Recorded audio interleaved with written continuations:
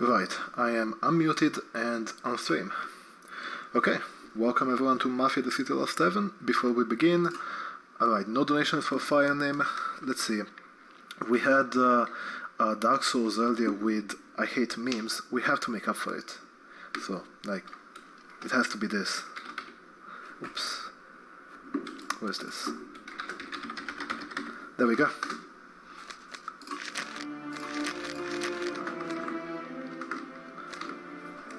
And then set up the audio and stuff. Oops, where is it? I need to set up some controls as well. This one is pretty important. Unbind, primary jump, left is all preference.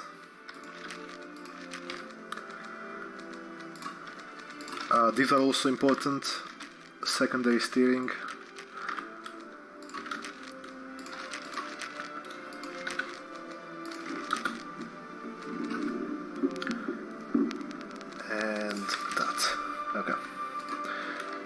Aiming, sensitivity.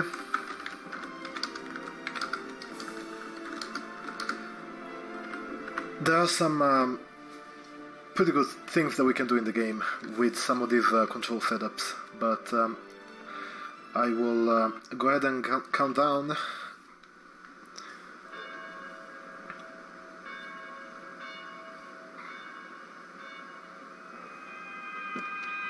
I used to be a taxi driver. Even though I wasn't making much and I worked from dawn to dusk, I was glad to be working. We'll start in 3, 2, 1, go. Now listen carefully. You gotta shake these clowns behind us. If you don't do it, then we're done for. That includes you. Step on it, kid. Right away, the reason why we skip the cutscene so late is because it gives us a bit of an advantage right at the start over here. Now, the first mission is very RNG based, and I might have to restart it a few times. It all depends on whether I can lose this car that's behind me. My taxi! Okay, yeah, we're gonna have to restart that. Since the timer is still running, I won't wait to skip the cutscene. Now listen carefully. You gotta shake these As you can see, skipping the cutscene early makes it so that we have to actually start up the car before we can start moving, which means we stand still for like a second. If instead we skip the cutscene later, we don't have that small time loss.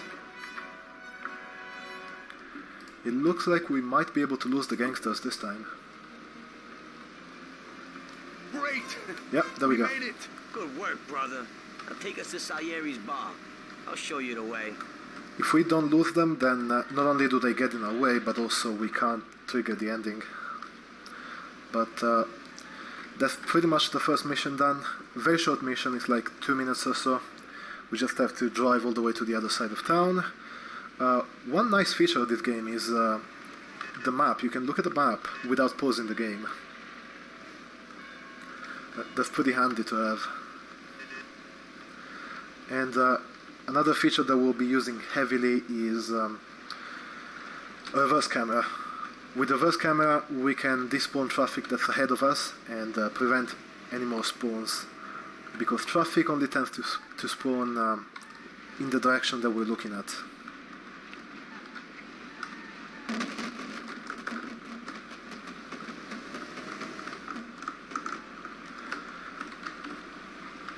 But right now, right at the start, the run is not going to be very fast-paced. There are some nice skip in the first few missions, but where it really picks up is later, after about 45 minutes or so. Then we start getting some really good stuff.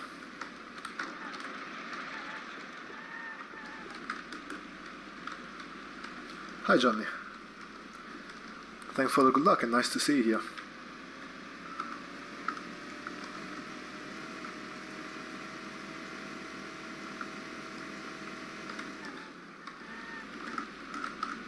Yeah, casually speaking, Mafia 2 probably beats Mafia 1, but Mafia 1 is a much better speedrun. Okay. If you have played Mafia 2, I do suggest giving this game a try. It's certainly harder and more clunky probably, but the story is great. Probably even better than the story in Mafia 2. Here we have some RNG. This drawbridge that we're about to pass. You want to kill me? This can be raised, and in which case we cannot pass, which would be a reset point in a PB attempt. Not necessarily in a marathon run, of course.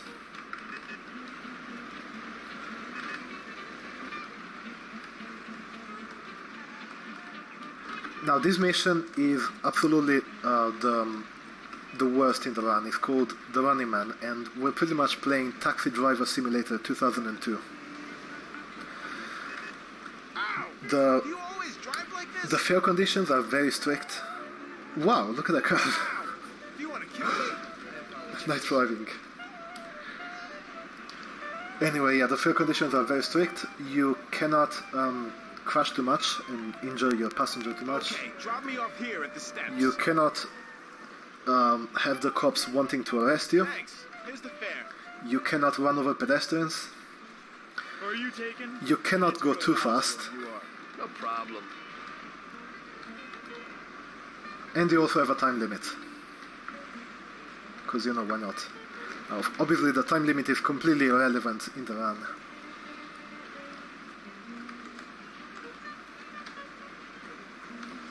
Can't go too fast, I know, right? That's actually only if the passenger is complaining like that, then we cannot go 120. But there's only like 2 places where that's a problem. Oops. Oh! You got a license? I apologize. By the way, you might have noticed how I didn't pick up the actual passengers that I'm supposed to be transporting. The game doesn't want you to move before the passengers get in the car. However, you can still move if you put like reverse and manual gearbox. And so you can completely avoid having the passengers get in, which saves the animation of them getting in the car. However, even though they're not in the car, they can still speak, sadly.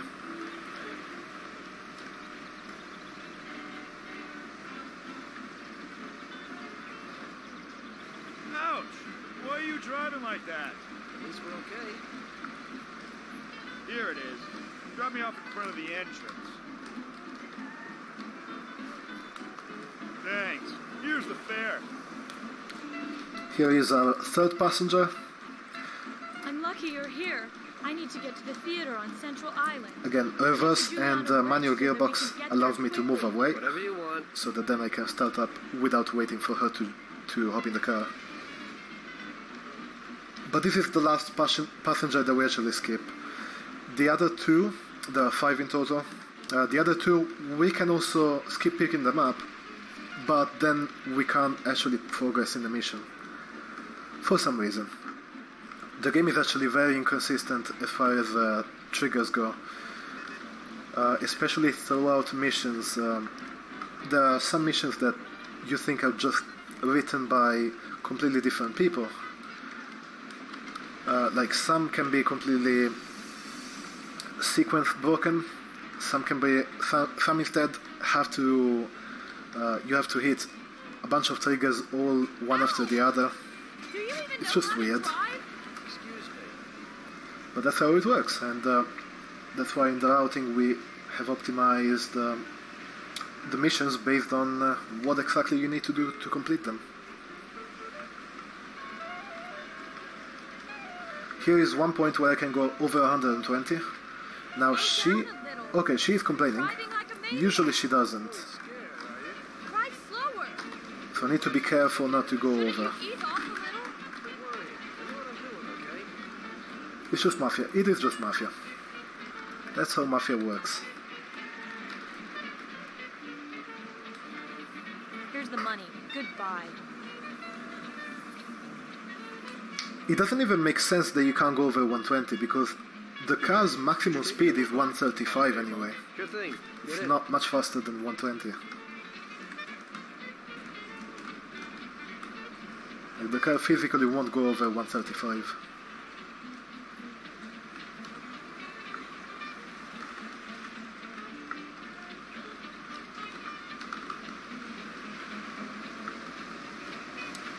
Now the voice lines are always the same.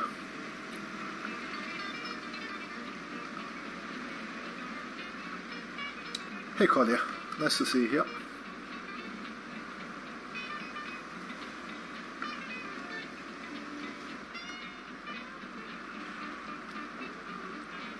Again, notice how in the radar in the top left of the screen there are no cars being displayed because they're not spawning.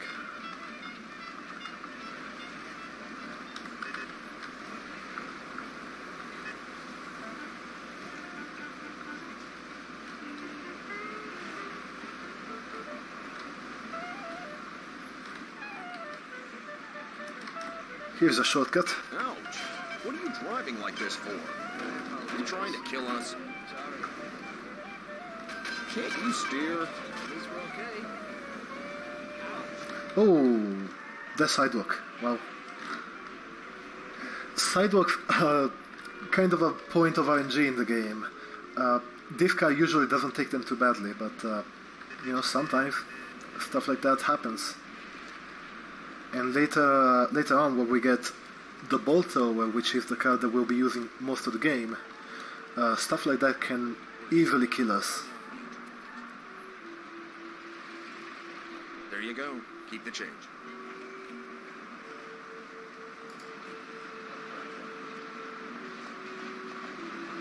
I need to get to the department store car lot in Little Italy. Can you take me there? No problem. This guy, he is our last passenger, and he is the most annoying out of all of them. And then through the tunnel. It's the shortest way. First of all, you don't tell a taxi driver which way to take. Come on now. Especially if the taxi driver is a speedrunner. I nearly broke my jaw. I apologize. Yeah, the keyword there is nearly. I didn't actually break his jaw, so he can't sue me.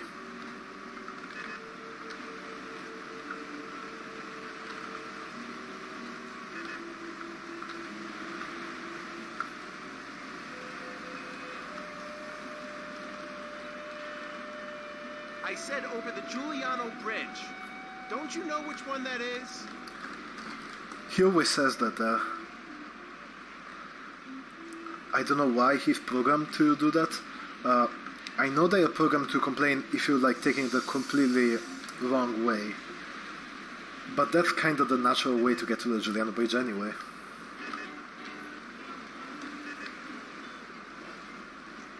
I made that guy crash into a lamppost. If I am going over 60 and I honk the horn, cars will try to get out of my way. Although they don't really do a very good job of it. Amazingly enough, he is not complaining, so I can go over 120. But that's not for long, because we turn right in here.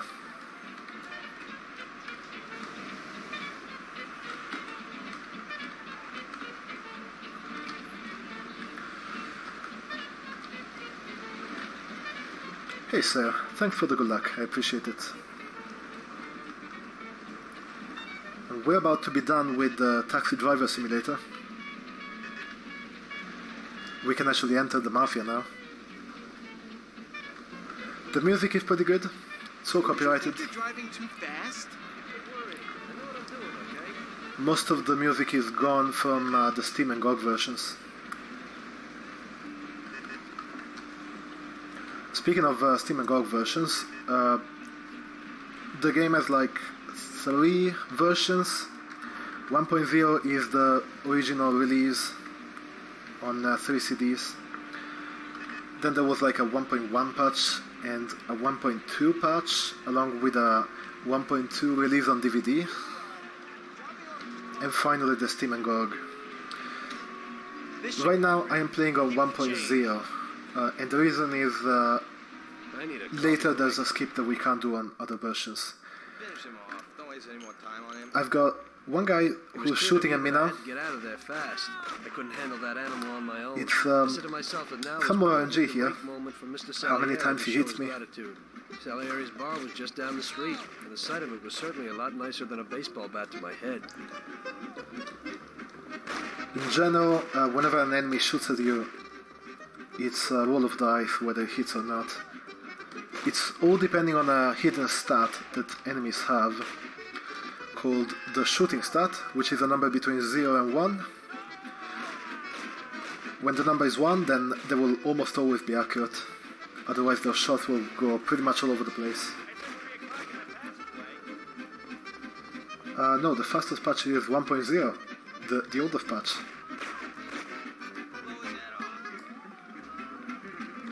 But it's only one skip that's different.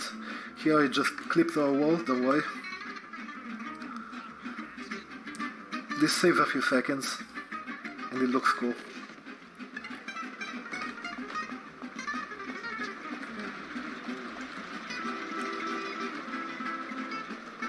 We have a bunch of ways to clip the walls in this game. Most of them are due to one of our runners, Puringus, although some of them are older.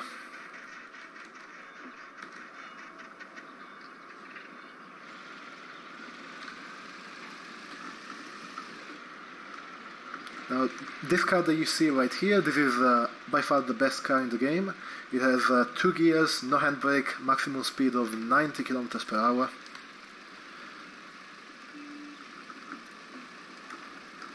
And it's kind of the basis of one of our categories, which is called Master Race Percent, because Bolt Race is Master Race. In that category, which is about 6 hours long, you get to drive only this car when available. Or this type of cars in general.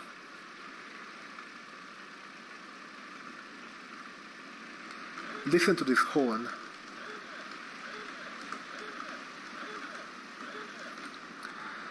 Unfortunately, we're just gonna drop this car here because we have a faster one. There's an Easter egg in the game where if we shoot at a window on this... Don't die. He died. He was too slow to get out of the car. Whatever.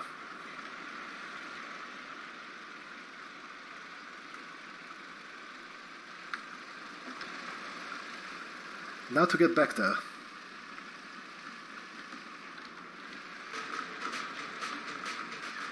I want to be careful with sidewalks with this car because it usually doesn't take them very well.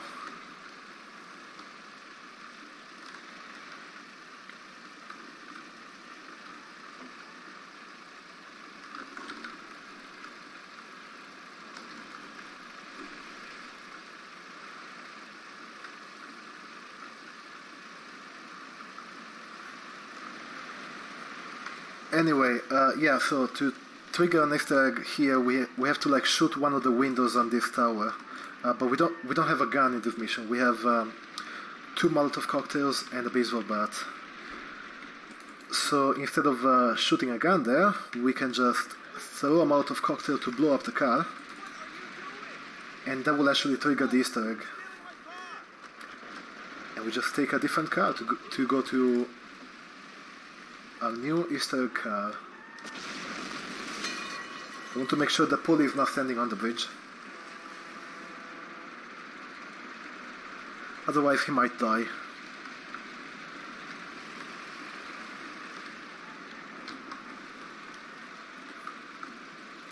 This is indeed a Bolt-Ace pickup. We have been blessed by the Bolt-Ace gods.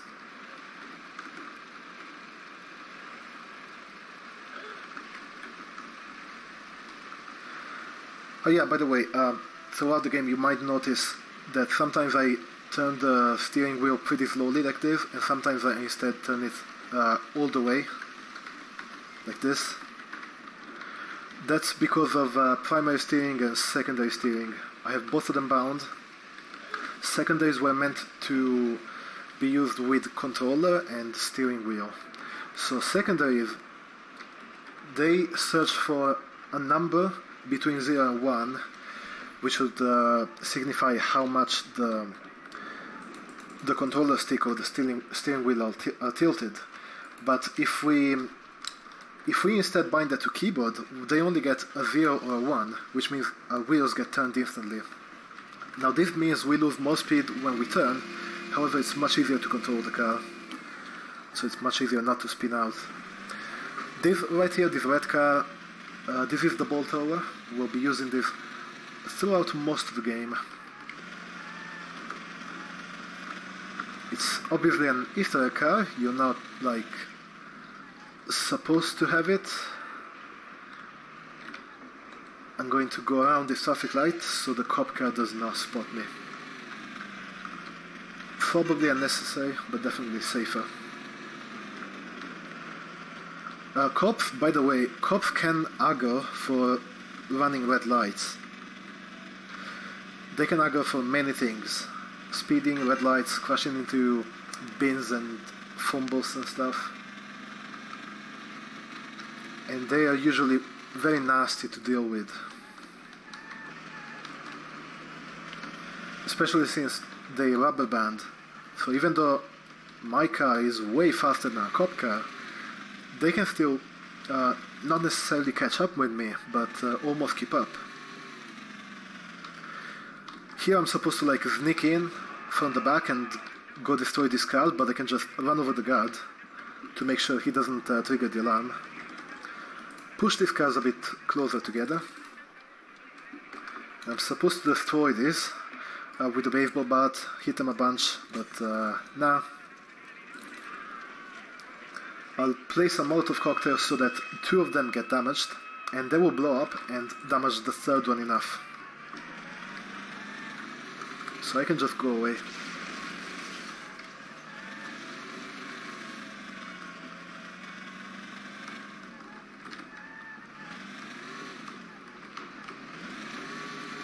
And now we're going back to Salieri's bar, which is going to be a base of operations. There's the objective updated. That means that both of the other cars have blown up. It took actually longer than it usually does.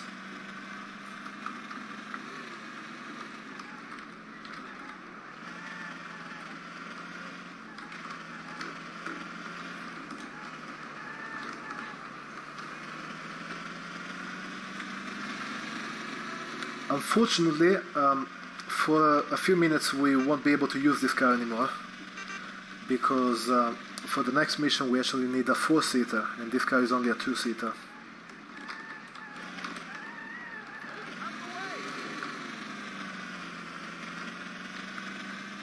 This sidewalk right here is one that we usually slow down for, because if we don't slow down with this car, we'll probably just flip and die.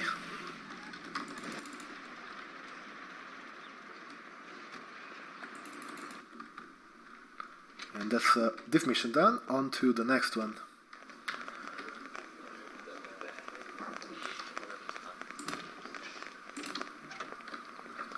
This here is Ralph, he's a mechanic. Hey, Ralphie. Me and the boys have got a job to do, and I need some wheels. And, hey, Tommy, I got this here, baby. It has about 40 horsepower and goes almost 60 miles an hour. 40 horsepower, 60 miles an hour. Great car.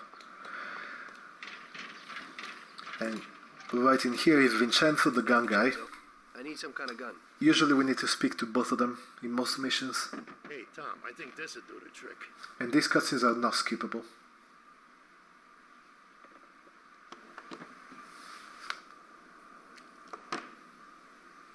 It should work.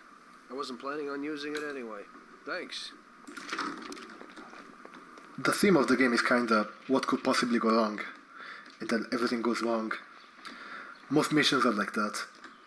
Like here, in this mission we need to pick up some cash for protection and stuff. You know, we just drive around, what could possibly go wrong, and then there's a shootout. And when it clicks, you got it. It's a piece of cake. Thanks, Ralphie. Sadly we can't use the car. We have to use this one.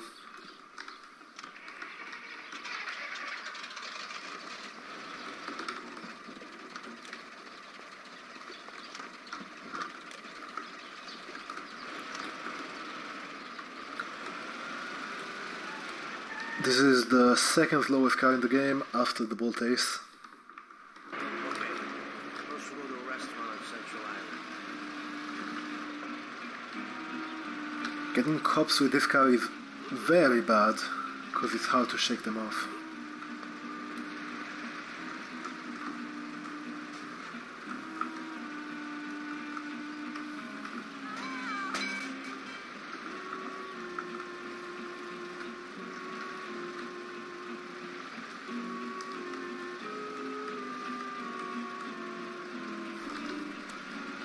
Like this cop car right here. Cops can actually only see in front of them, they will never see behind them. So if you have a cop car ahead of you, you can speed as much as you want until you get in front of them. And then their radius of vision is about 1/3 of the way on the radar.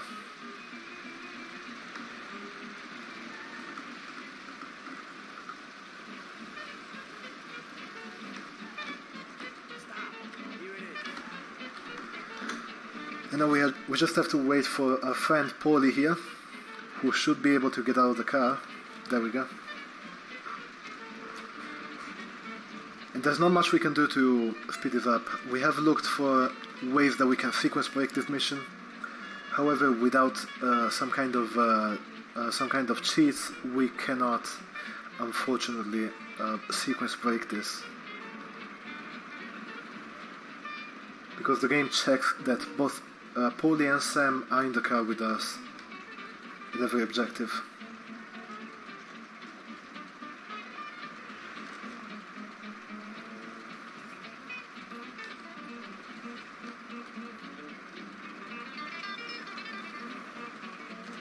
So while we have found a way to... Actually, I have found a way to make Paulie get in the car with you, even in a two-seater. We cannot actually use that.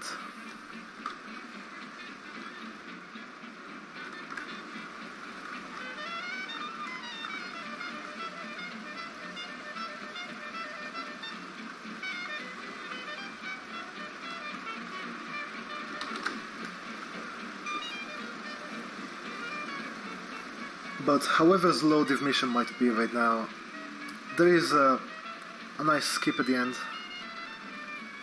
which you can look forward to.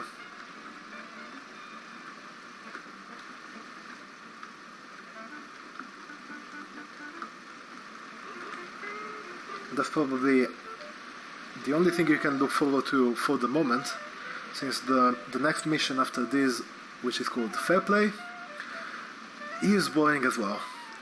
That's literally just driving.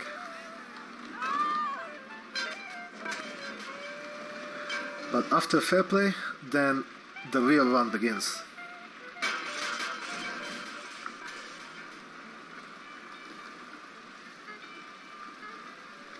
Honestly, we should make that a category.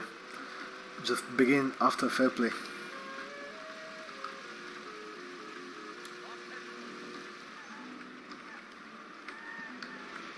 First, move the car. Stop. Here it is.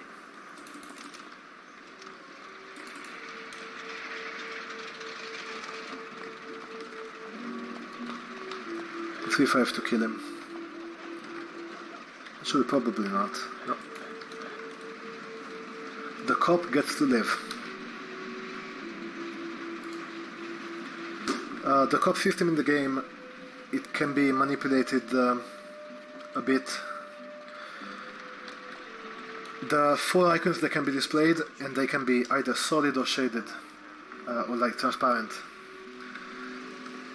If they're solid, that means that a cop is actually looking at you, you're in line of sight. If they're transparent, then that means that no cop is in line of sight with you. The 4 icons that can be displayed are the symbol of a fine, the symbol of handcuffs, and the symbol of a gun, as well as the symbol of a confused cop. Did this guy just do a U-turn? Well, the AI actually never does U-turns.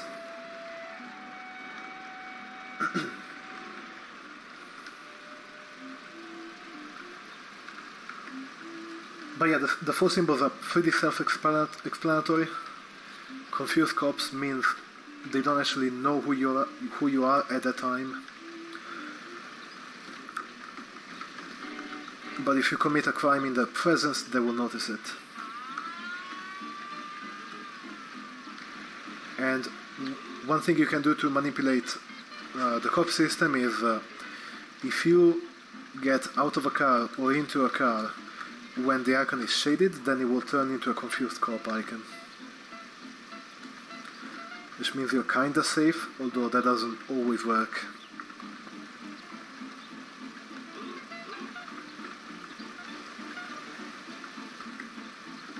Coming up is the motor. Now here there's supposed to be the first shootout of the game. That's why we have a gun, and we'll just be shooting a bunch of people and rescuing our friend Sam. But instead of doing that, we'll instead shoot at this window.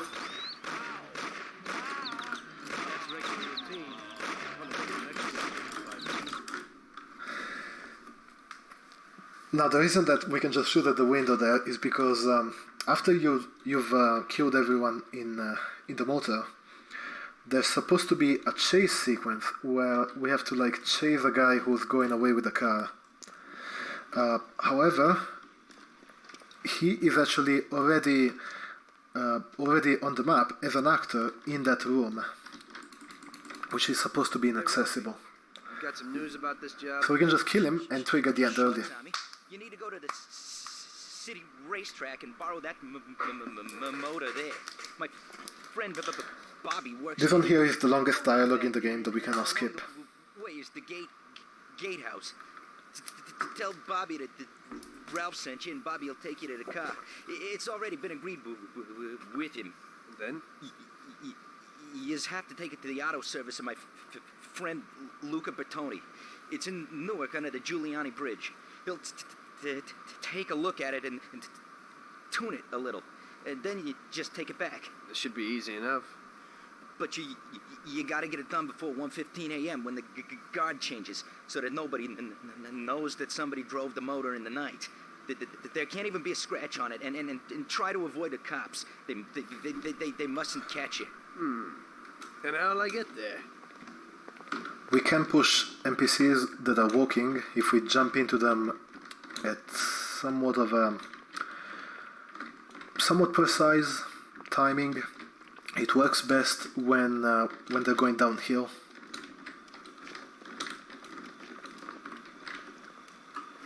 Well, I got something new in. Ain't no big thing to swipe one. Watch. You just stick a piece of wire in here and twist it a little, and you get inside where you gotta join these two wires. Yeah, it shouldn't be a problem. Thanks, Ralphie. Now don't you go sparing the gas, Tom. Now, as I said, this mission is purely driving. However, the good news is that we'll be driving some very fast cars the whole time. Basically, we're going to a racetrack and we need to sabotage a race car. And then also drive in the race with another race car. There are no cops during the night part of this mission. Which is weird because you get told twice that the cops can't see you driving the race car. However, there are no cops at all, so that's kinda pointless.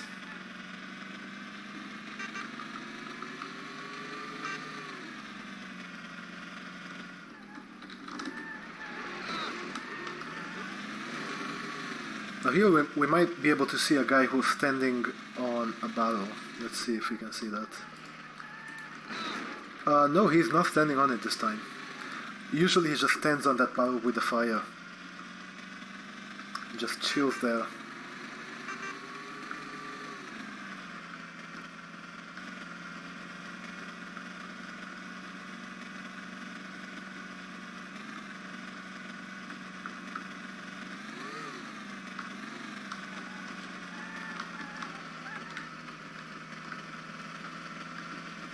I'm using a mix of primary and secondary controls here to control my car.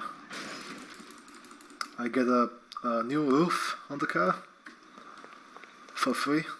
Evening. You must be Ralph's friend. That's right. Okay, we'll take your car.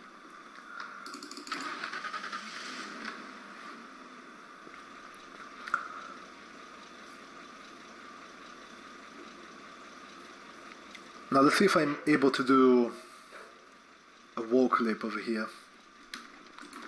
which is something that doesn't really save time, but it looks really nice.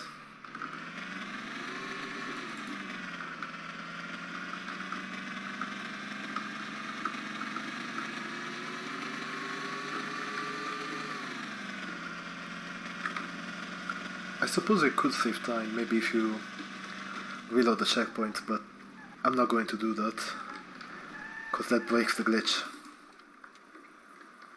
Okay, we're here, buddy. Come on, we haven't got a lot of time.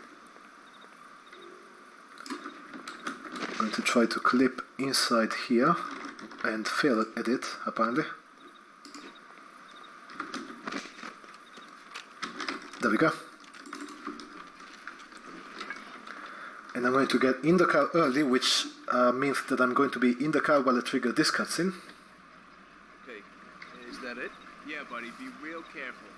There can't even be a scratch on it. And avoid the cops like the devil, because this car will be real obvious. That's right. In about half an hour, the second guard will come. So you gotta be back by then, buddy. And be real careful, that car goes fast. Maybe it's the fastest car in the world, who knows? Sure, Bobby, no problem. I'll take care of it in a half hour. And we'll be like this pretty much the whole time until we get to our destination. Don't worry, Tommy over here is an expert driver.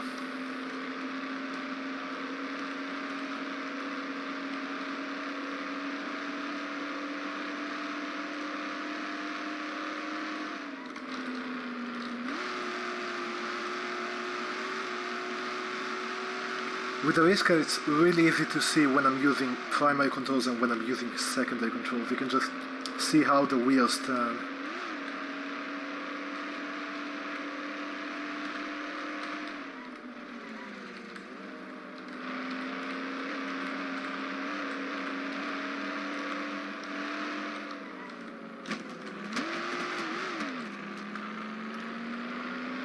Now this part is probably the loudest that the game is ever going to be.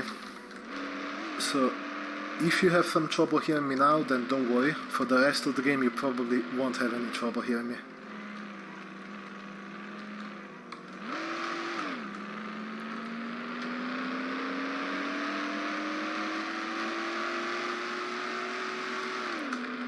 Some more RNG over here. This bridge could be raised or not.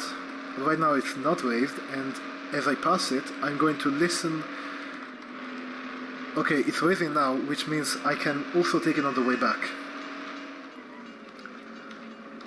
That's the best RNG, because that means we can take the shortest path, both going on the way to Bertone and on the way back.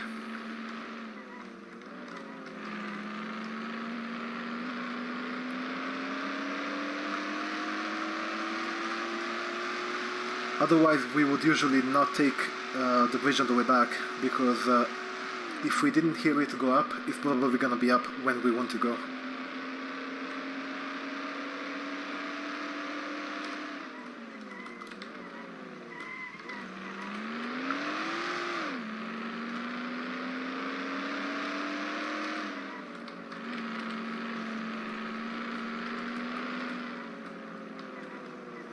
Now here, I am at the objective, but the game never realized that I got in the car after I triggered this objective, so I have to get out and get back in.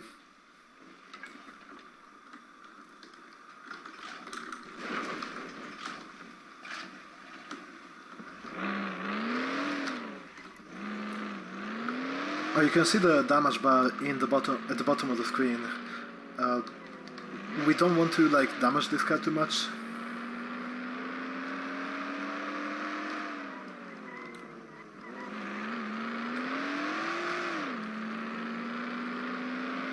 Put on me, come on.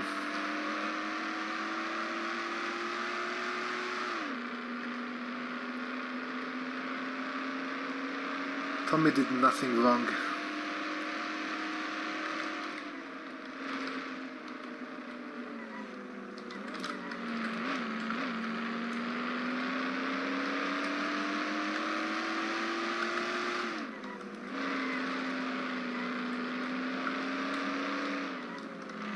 And here's the drawbridge again.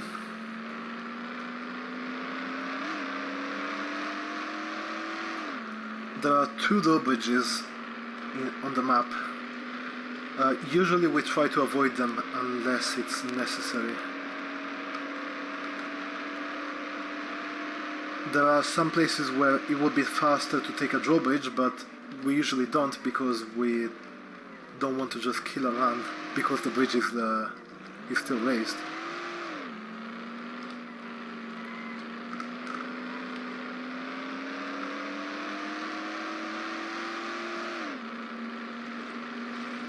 And there's no way to know if the bridge will be raised unless we actually go to it.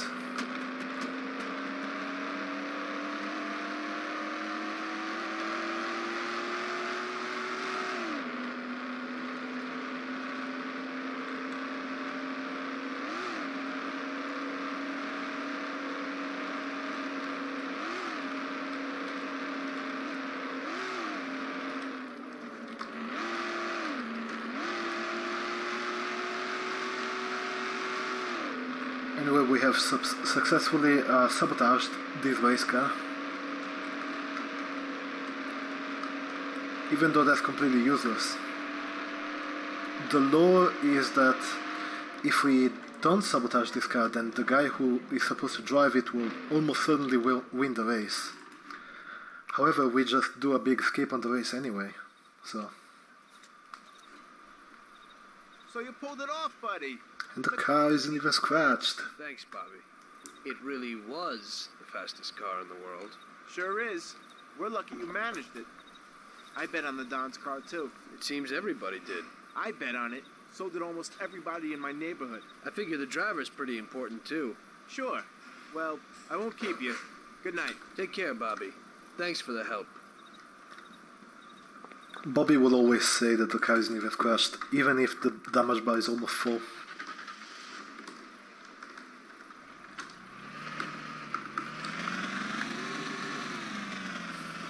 But right now we can go back to Salieri's bar, and in the following day we'll be actually going to the race.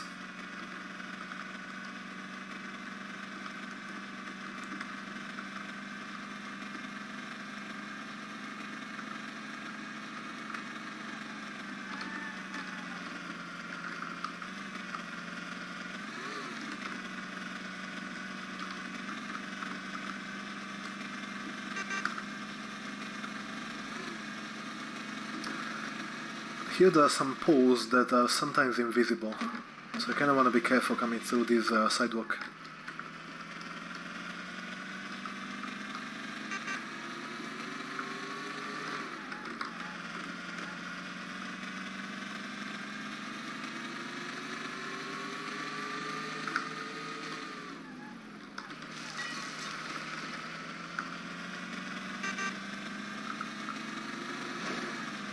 We made in Crash. Nice. Oh, my God.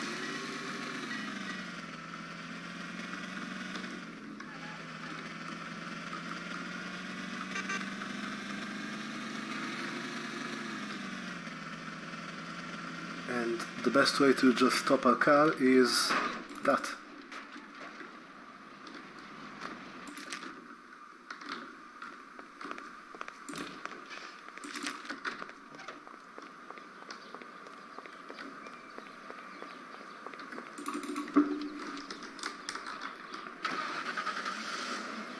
On to the race now. The race is an infamous part of the game.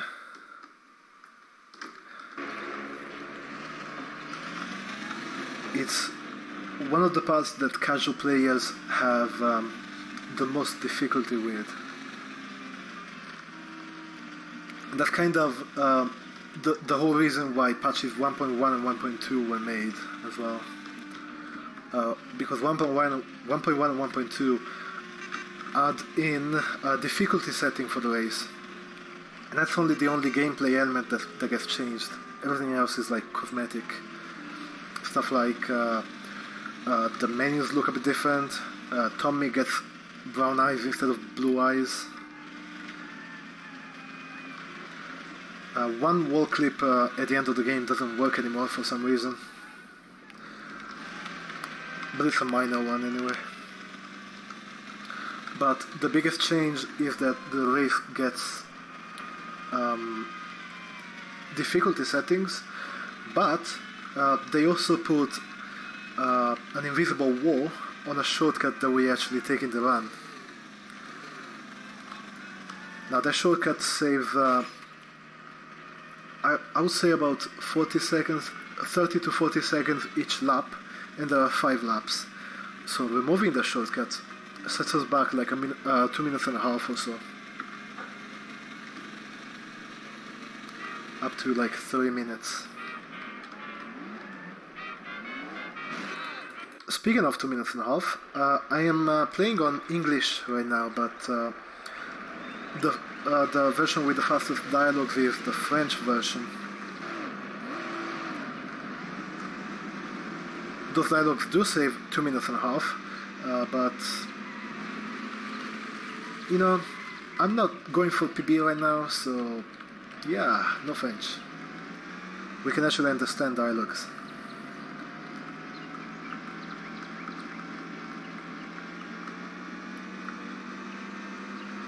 And here is the shortcut that is walled in 1.2.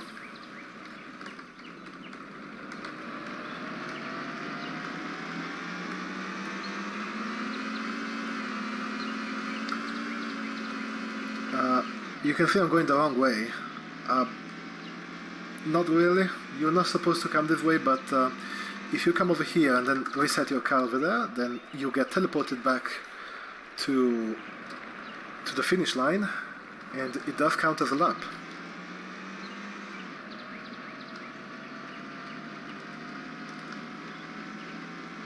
This guy is still here. The AI sometimes gets stuck.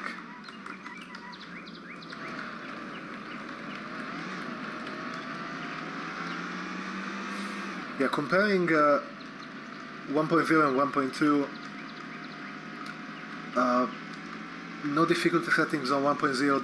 The only difference that difficulty settings actually make is how fast the enemy cars will go. And on 1.0 they go as fast as they do on 1.2 on extreme. So we're running on extreme.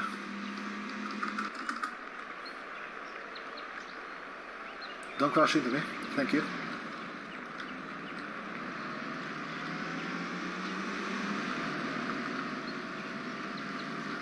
An ideal lap is somewhere around 52 seconds. That's probably what my best lap time is. Even though it says 43 on the top, that's the time that I believe I probably got with like cheats and stuff. We use a cheat program called Mafia quite a lot to like hunt for starts and stuff. My wheel is wobbly now.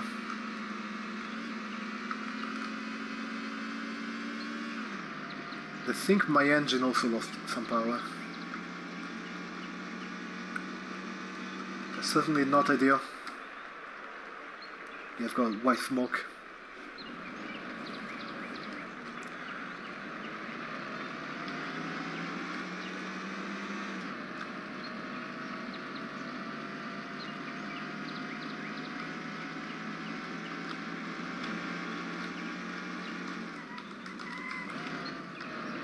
I think if he pushes enough there, he will eventually get through the wall. That's just a test of endurance. Who would win? His car or the wall?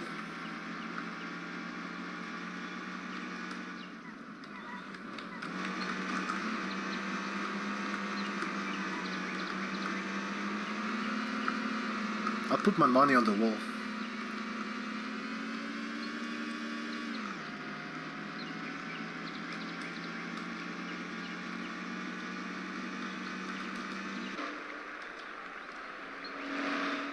Don't crash into me.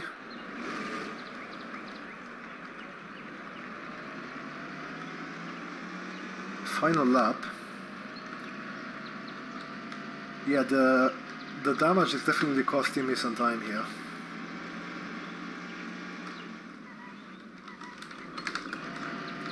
You would usually want to be a bit more careful not to crash into the cement block.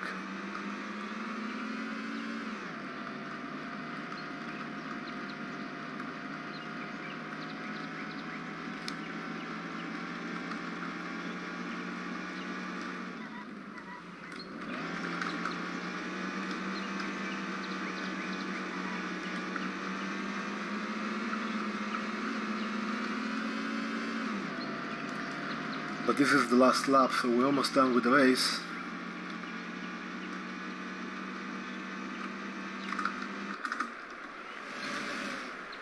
And now, if there wasn't enough driving in this mission already, we're going to have to drive to Luca Bertone now, who is the mechanic who sabotaged the car.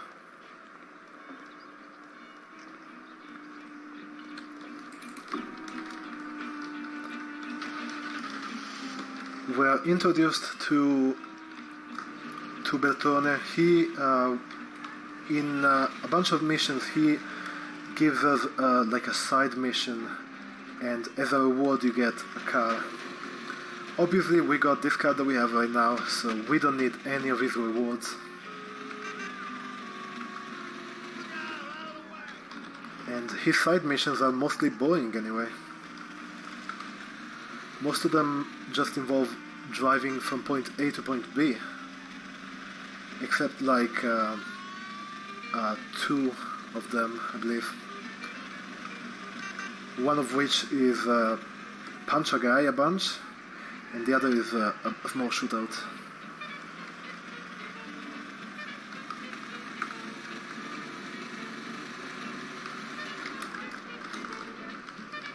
Slow down for the cop car over there. If I manage to not have cops on me right now, then I'll be able to do a small skip over here, because the trigger to get the cutscene once we get to Bertone actually extends to the back over here, and we can hit it from right here instead of driving all the way to the front. But that only works if we don't have cops.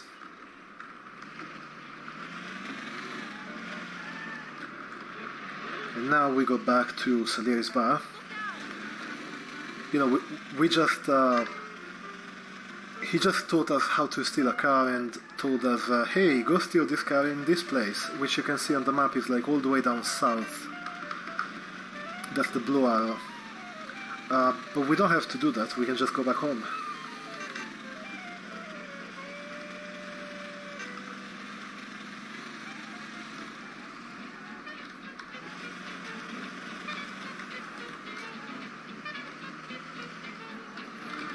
And once we do, we actually get to a really nice mission.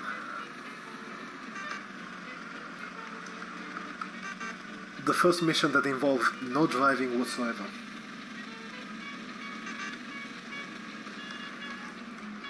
And I believe also the only mission that involves no driving.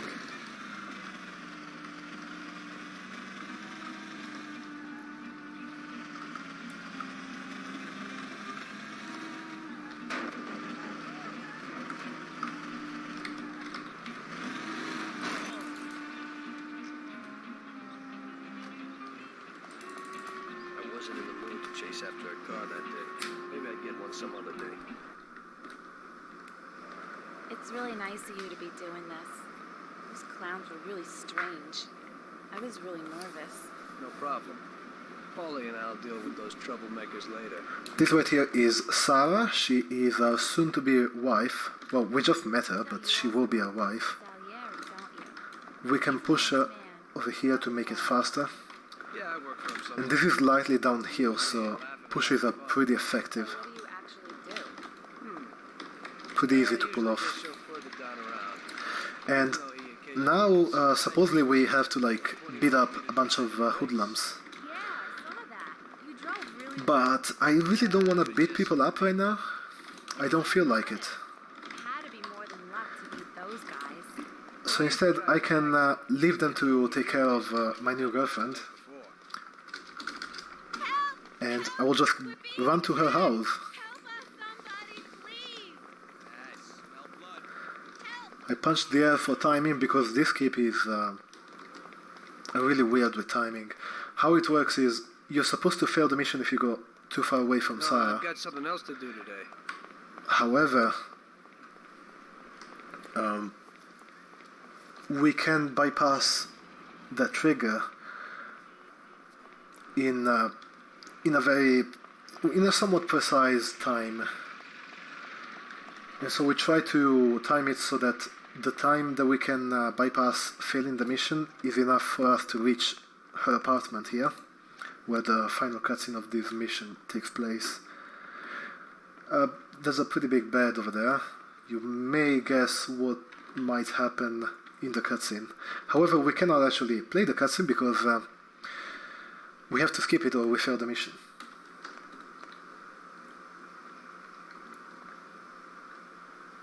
I'm sure that the guys that we're supposed to beat up are taking good care of our new girlfriend. And there we go.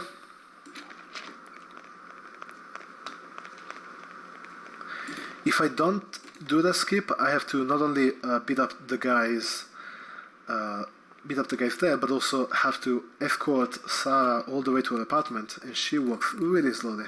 Salute, boys. So, what'll it be today? We gotta give a few clowns a good beating, Vinny. The best bet would be these superb bats. This one here is autographed by one of the MVPs of the league. Wow, I can't believe it. Is this really his? Well, to tell you the truth, it ain't. But if you're smashing someone in the face with it, they certainly won't question you. We'll need some heaters, too. Never know. My words exactly. I've got these Colt 1911s. Great automatics. Thanks, Vinny. Here's another fun mission. What is happening here is we want to go and beat up the hoodlums again for some reason. But yet again, we're not going to do that.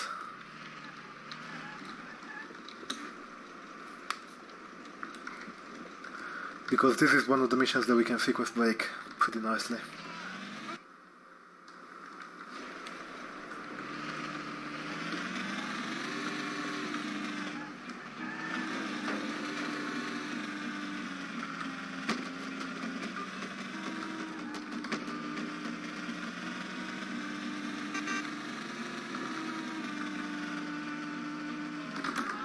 Oh, okay. I can deal with that, I think.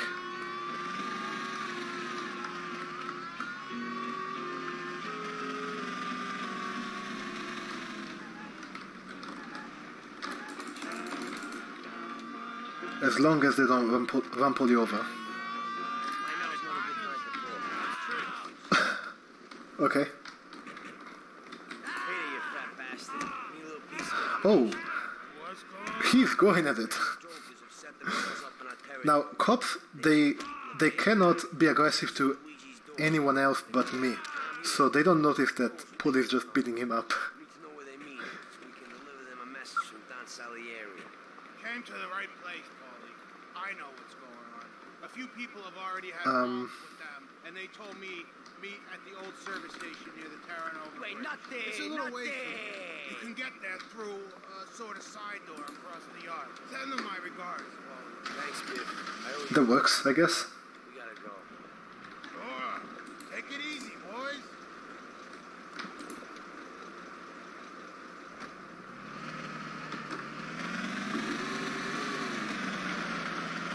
Now we have to be careful not to attract the attention of any cops. Because our usual trick with getting out of sight of cops and getting the confused cop icon doesn't work in this checkpoint.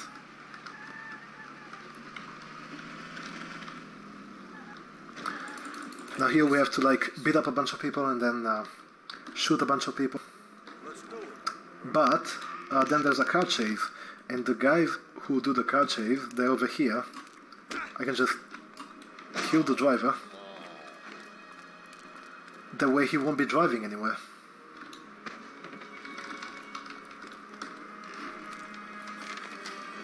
Hey, pal. Don Salieri sends his regards. Go ahead. I'd really love to hear it.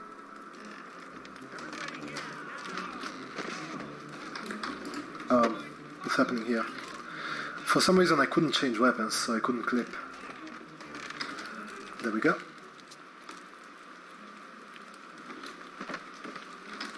Now what happens is, whenever the shootout is scripted to begin, which is now, the game starts to look at whether the bosses over there are taking damage. And if they take any damage, then the chase starts automatically. But they did take damage because we killed one of them. Good old machine. I used to do my cabbing in one. I can get in without a key. So we skip everything in the mission. Now here I don't want to use this car, I'm just gonna park it and use the better one instead. I park it between the other two cars because if both car doors are blocked, then I will get out without an animation, usually.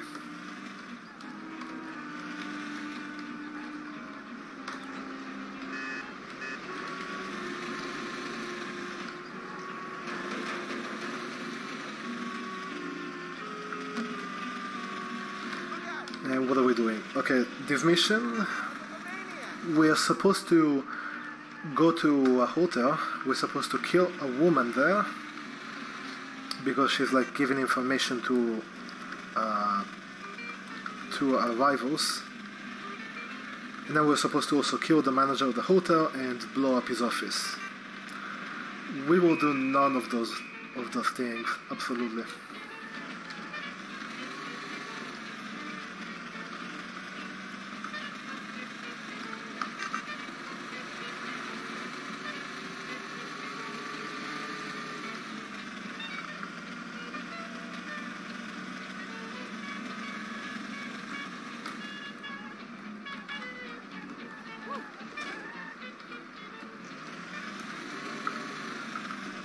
But story-wise, even if we were to do everything the casual way, Tommy will still not kill the woman in the hotel. Because for some reason he has a heart of gold and he will not kill the woman, although we have already run over a bunch of women and a bunch of guys, and like we can kill whoever we want in the actual game.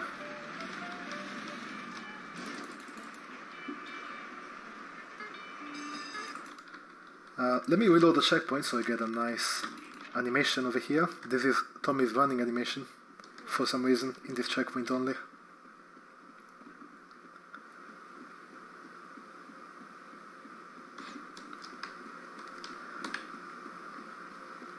There is a glitch in the game which allows us to fly indefinitely, and it involves unbinding primary jump and activating side rolls. So we can clip through this wall, and then now we are jumping infinitely so we don't fall down and we get to this rooftop. In any percent, that's the only place where we really use that. But it's very useful in OHKO, which is one hit knockout or 1 HP.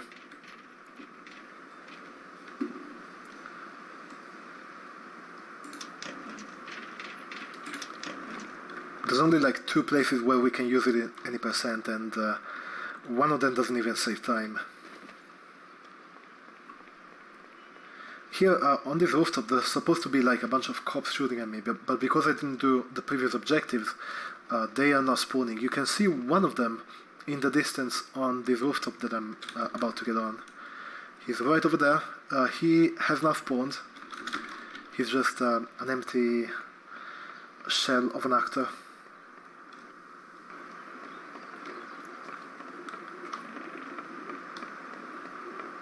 he doesn't have collision if we walk up to him.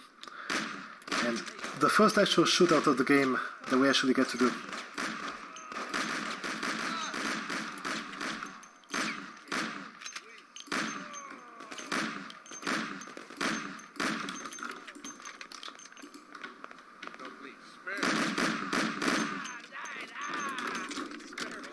We can skip shooting and reloading animation by doing a few different things, like walking backwards, jumping and reloading at the same time.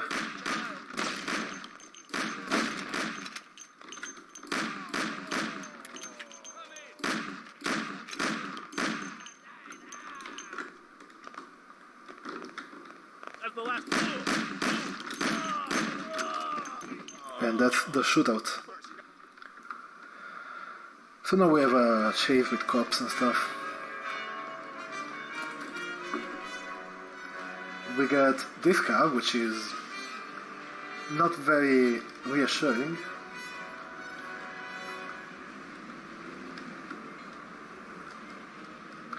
The coffin in the back is for me whenever I die.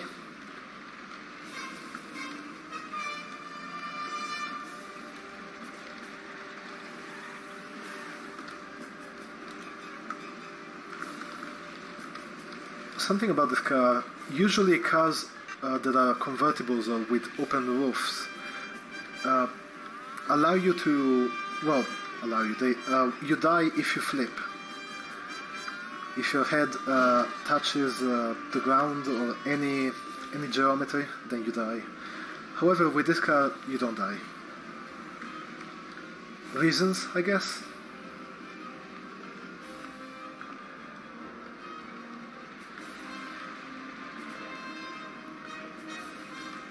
I make heavy use of reverse camera in this mission to avoid spawning cops.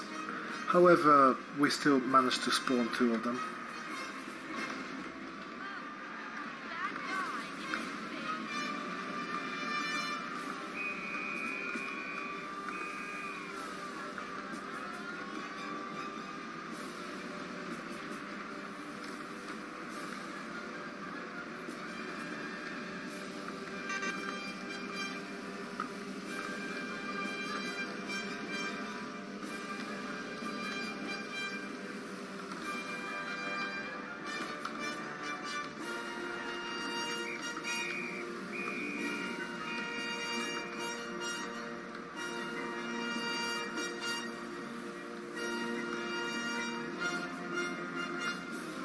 We're almost there.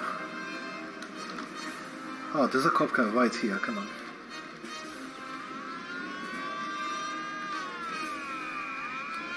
See if I manage to block them off over here. They may not be able to get in. Yeah. Oh. They got in anyway.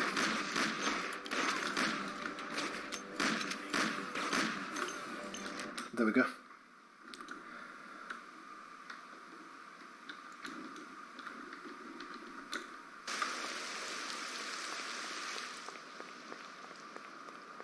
One day. I was walking during the cutscene over there. Hey, Tom, I have here a new machine for you. It has 65 horsepower, and if you put your foot down, it'll go over 75 miles per hour. 65 horsepower, 75 miles per hour. Well, that's what I'm talking about.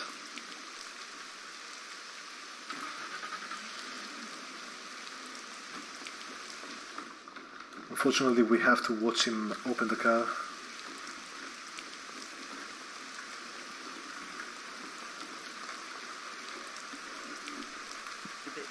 They put a new lock on it, but it ain't no problem.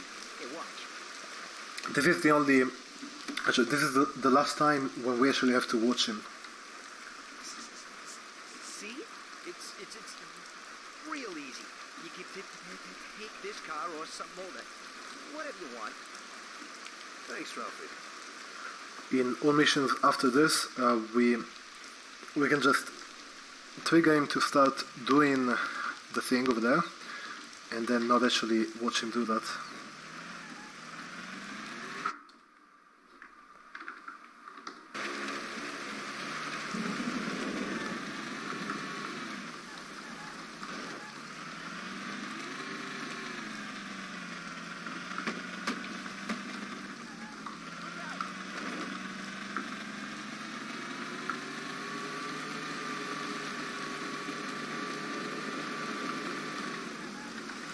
trip to the country. In this mission we're supposed to go and pick up a shipment of whiskey, I think. Yeah, whiskey.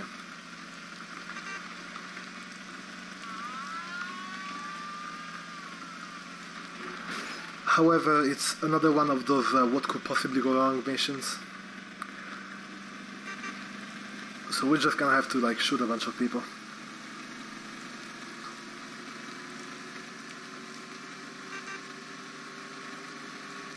This is about the fastest we'll be going with the bolt thrower.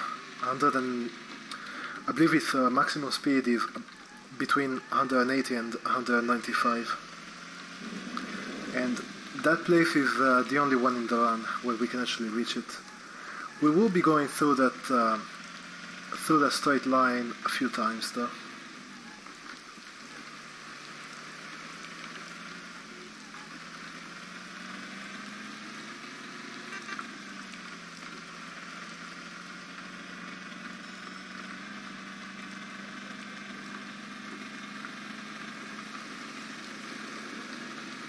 Oh, that's not good.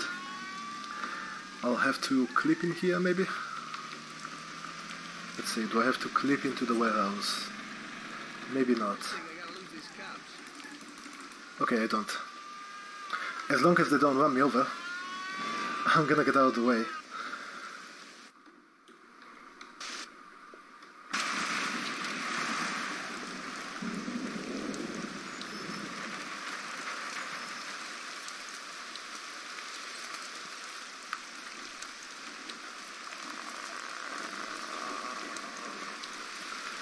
This is one of the heaviest RNG missions when we do OHK or 1 HP. Because as soon as I get a cutscene at that truck over there, I spawn 3 enemies who are right next to me and want to kill me. If I only have 1 HP, then they will usually kill me.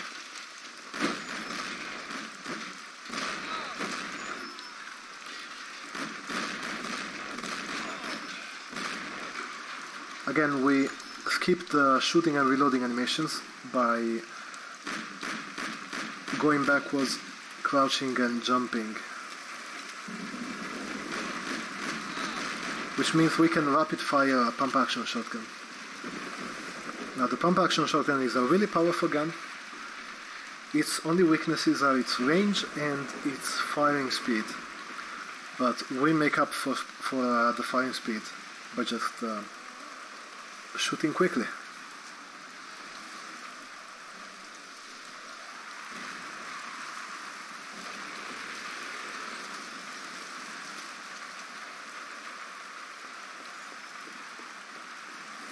They're all dead! What? Truck crew, out there in the back, they wasted them. What? What about Sam? Did you see him? No, I didn't see him, but the barn was locked. He might be in there. We ain't leaving without him. Let's go back and get him. Okay, we'll go back, but we gotta find a crowbar or something so we can break open that barn door. Okay, let's go. You boys stay here for now and watch the trucks. Waste anyone who gets within 100 yards. Besides us, of course.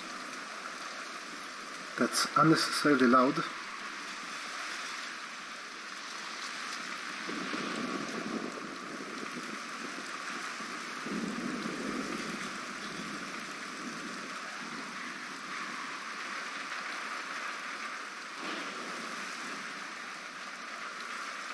We're saving Sam yet again.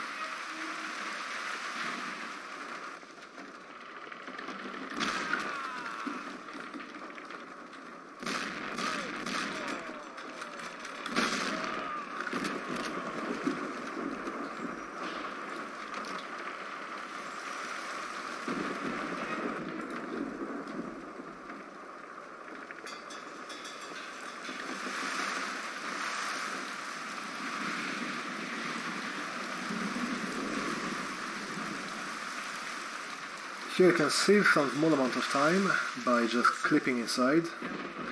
These guys are ghosts until Polly opens the door.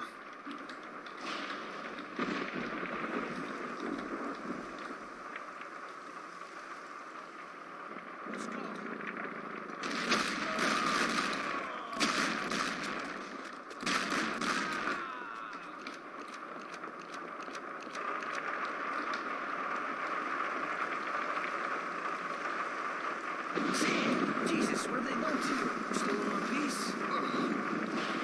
Just in the wrong place at the wrong time again, I guess. By the way, it's possible to make the game fire one shot per frame with Tom waiting with him. I'll be back in a second. with any gun, really. It'll be okay, Sam. But it's most notable when you use a shotgun. And you just get immense lag because once every frame we get a bunch of pellets that make a bunch of bullet holes.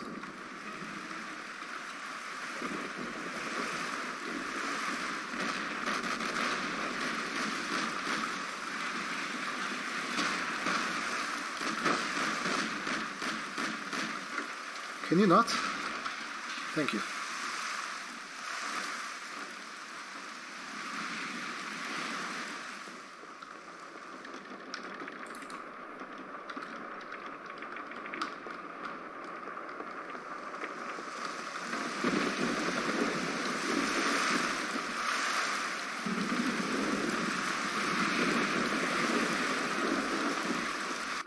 By the way, we can softlock if we get into that truck before the loading screen. Also, now you can see me and now you can't.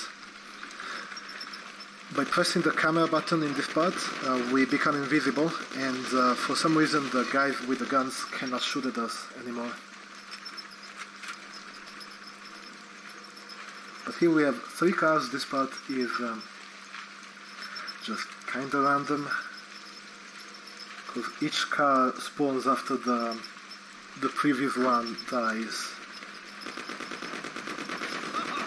It's also possible to not spawn cars at all if the driver of the previous car smashes too fast into the truck. He can break his engine, and if we are not able to kill him, then the next car never spawns.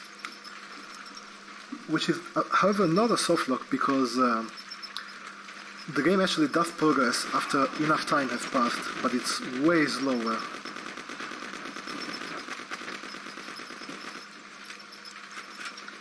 This was some decent time.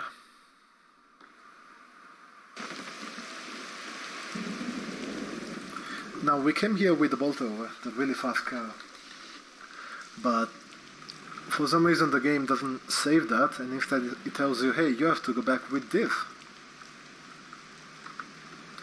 This car is actually preloaded in when we drove to the warehouse. This car was already preloaded in the city, behind like a wall.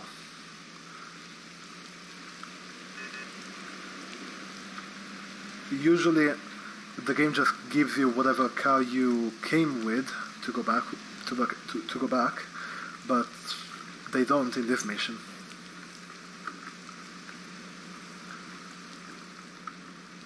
Why? I have no idea.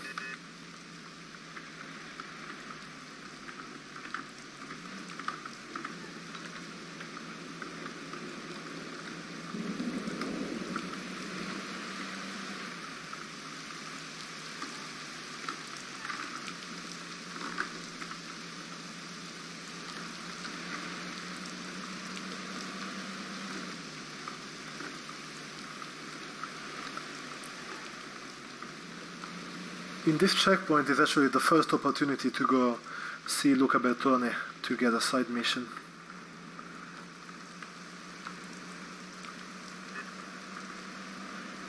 There is a category. There are a couple of categories where we do that actually.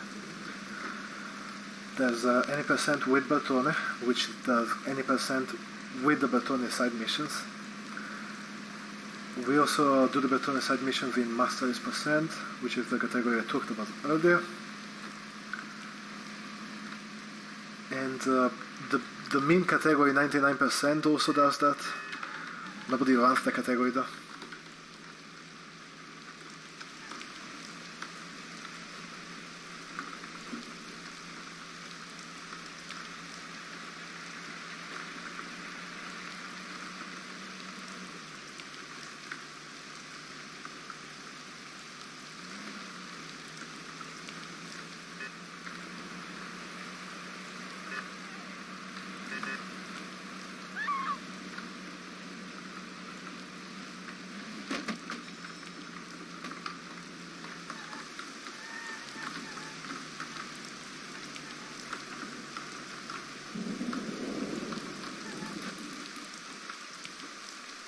And on to the next mission.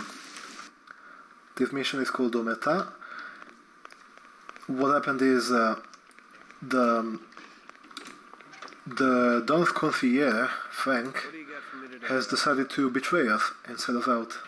So we have to go and kill him. Well, Vince, Which we won't really do. I'm here. Right. What can you do? However, this time is different. The other times we skipped the missions, What do you got for me? but here Tommy actually doesn't kill Frank. That's intended in the casual Colt 1911 playthrough. You don't kill shows Frank. that sword off as well.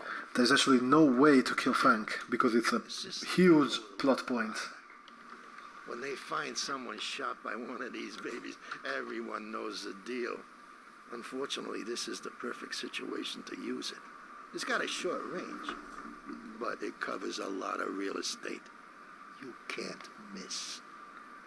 I never thought that I'd meet with Sicilian tradition like this. You can't miss. Is there a challenge? From now, we don't have to watch Ralph unlock the cars anymore. We can just trigger him, and he will just do that while we go away.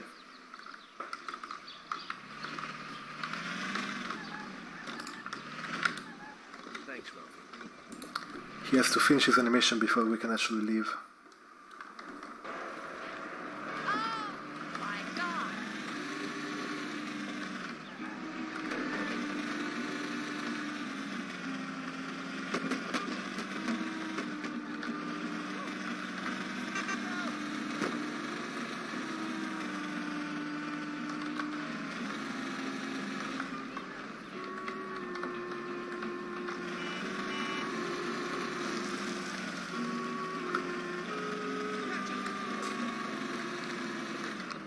Right now we have to talk to 3 people, ask about where Frank is. Greetings from Mr. The first one is Biff over here. We just need to talk to him and we can go immediately.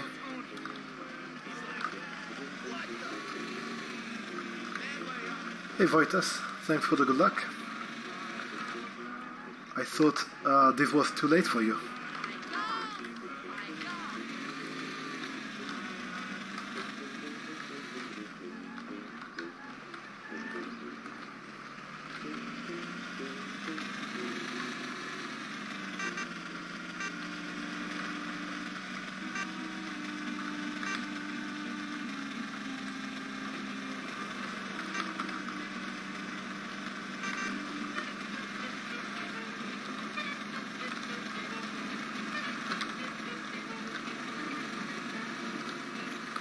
Nice speed over here.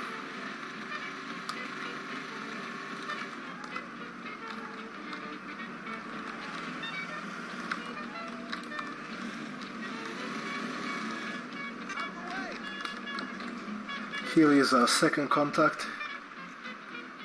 We cannot go right away after talking to him. We need to actually wait for him to start speaking. Suggested you might know something.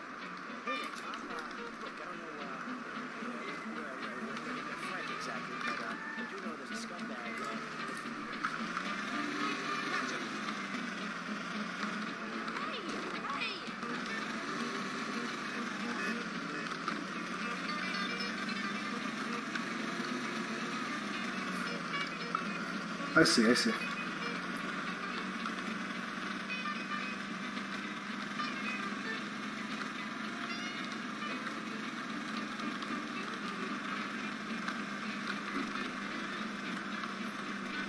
now we're coming up on the third contact that we need to ask about Frank. He's under this bridge, and normally you speak to him a bunch and then you have to beat him up a bit. However, whenever he receives damage, he immediately tells you where Frank is, so we can just shoot once at him and we're good. He's gonna have his conversation.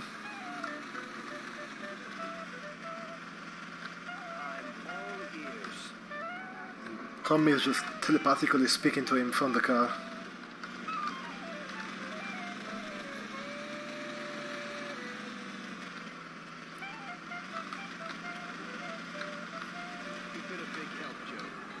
then.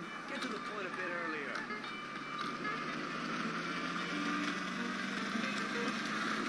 I am going to go for something over here. There's something that we call Lost Heaven Space Program. Now, Lost Heaven is, of course, the city that we're in, and Space Program refers to going to space. Let's see if we manage to go to space.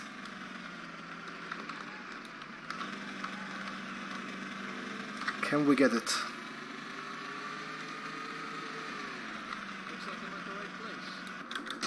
Nice, we got it. And we're off to space.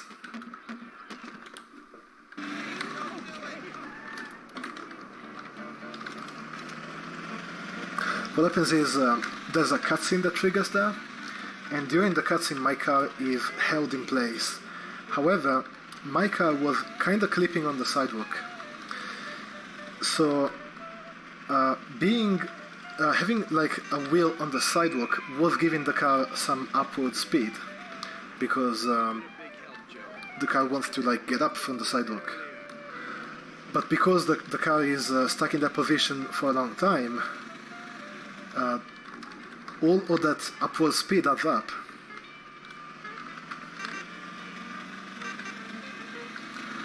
Are you sure, Voitas? Because in my PB I actually died at Omerta. I died at the corner between Oakwood and downtown after finding Frank here. So I guess I could technically be on PB pace, although I don't have splits right now. I don't have the timer, so Looks like I'm at the right place. I don't actually Jesus, know that was close. what pace Must I'm be on. worried about Frank if they're driving him around in an armor-plated car. Well, I'll follow them and see where they're headed.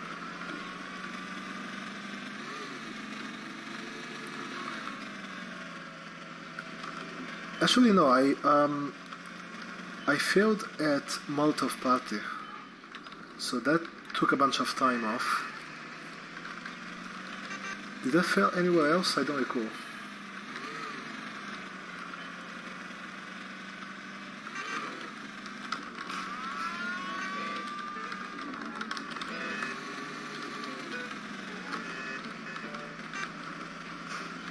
This is the sidewalk that I flipped on in my PB.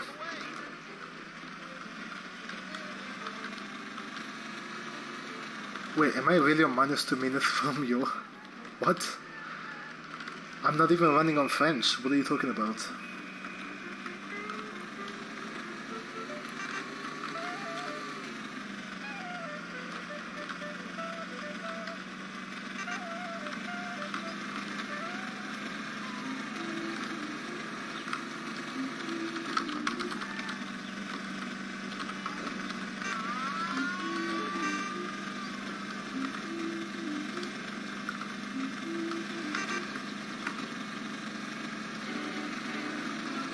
And we were supposed to follow a car over here, but we can just go ahead of them instead. And they magically spawned right in front of us here. Sadly, we couldn't kill one of those guys before they went in. That would give us a good advantage.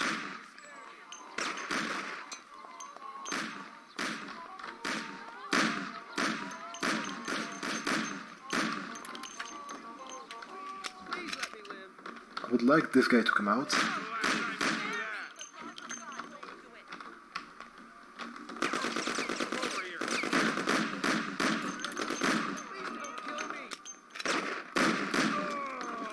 There we go. Children! I have a wife and kids. Don't do it.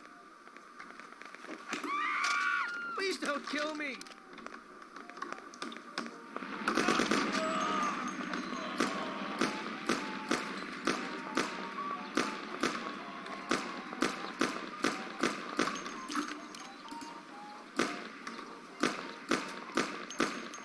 Nice, we killed all of them. And what we can do is we can take this truck instead of just walking. Now this guy that I stole the truck from, he is actually hostile both to me and to the enemies. So this sniper that's on this tower right here, he can actually shoot at the mechanic over there, or the worker. and that means he won't be looking at me later.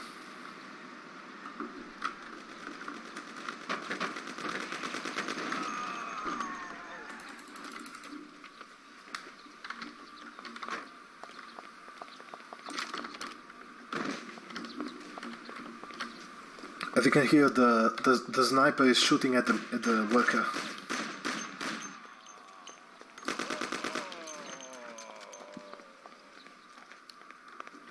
I'm killing this civilian here, so he doesn't call the cops.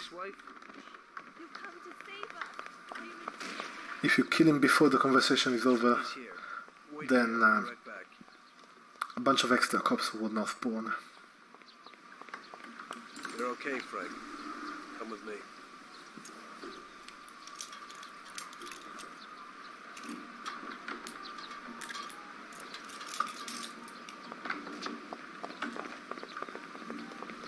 It's possible that some more enemies will follow me here, but it doesn't look like they're doing so this time.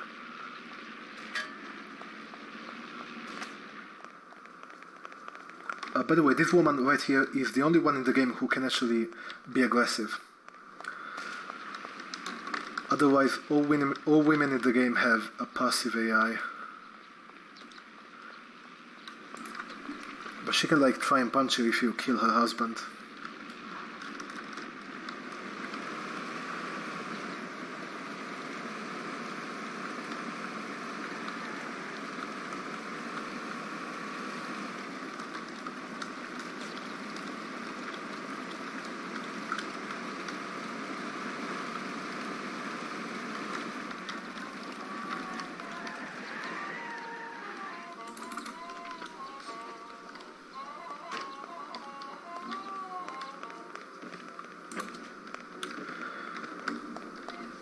Right now we're getting some plane tickets because we have decided to let Frank go instead of killing him. So he's gonna go to Europe along with his family. Why would you kill her husband, you monster? What did he do to you? I almost hit a girl over there. I want to drift so that the truck is in a better position to go back, but it's not great. It's kinda hard to do a 180 with the truck at that speed.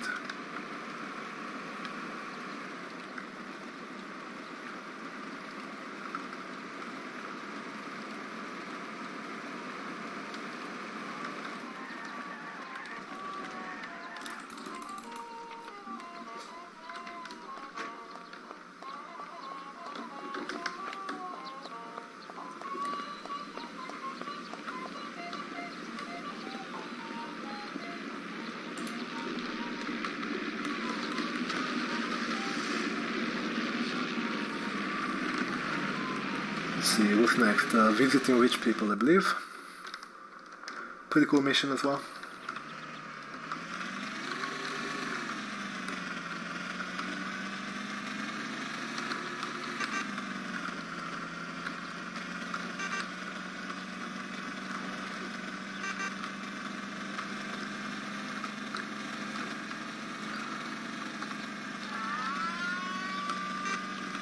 On this road, there are usually pedestrians crossing. Oh, okay. That fire hydrant.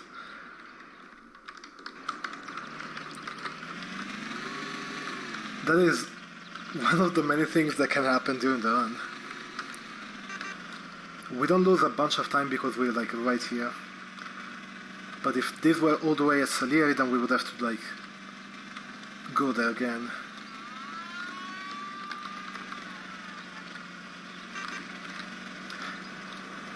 Anyway, I was talking about the pedestrians here. If you crash into them, sometimes you like damage your car a bunch. Those pedestrians are like really strong. There are a few instances of those in the game.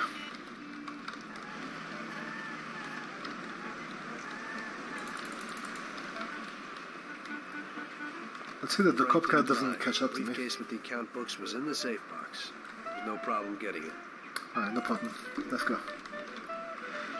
If a cop car catches up to me during the cutscene, I can actually softlock.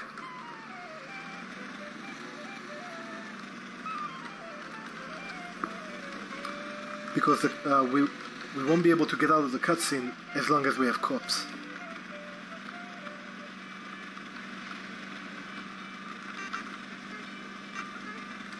That even happened to me once where the cops were shooting at me during the cutscene.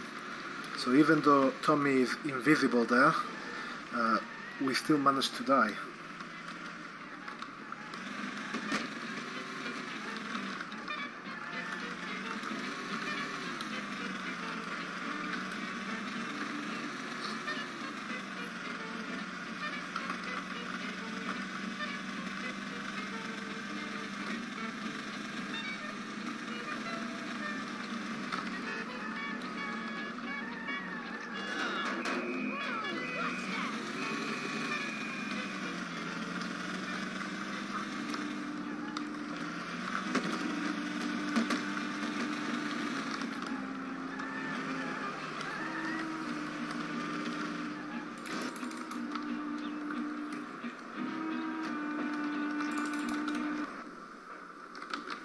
Look.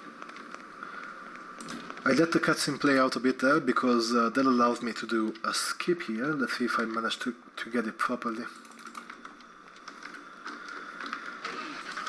Normally we have to talk to Vincenzo to get a gun and a baseball bat, but that takes a bunch of time, and we have actually found a way to skip that. I should probably park further over there.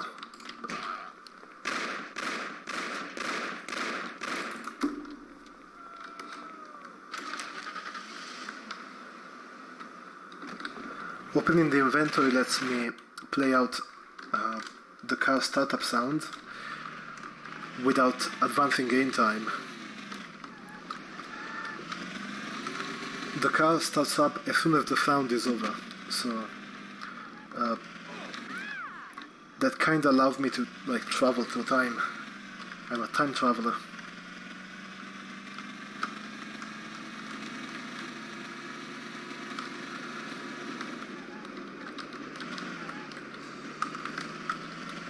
But as you could see, I managed to not speak with Vincenzo by triggering him and then punching him.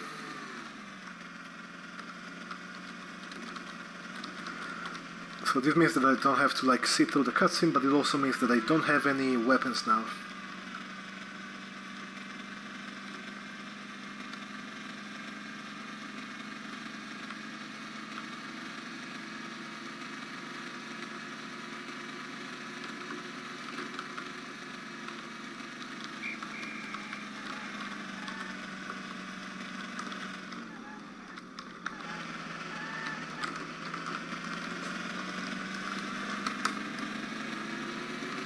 Now we're going to pick up Salvatore, who probably has the best pathfinding in the game. He's really good at finding the shortest way to get to places. And he definitely never gets stuck on a car, going back and forth.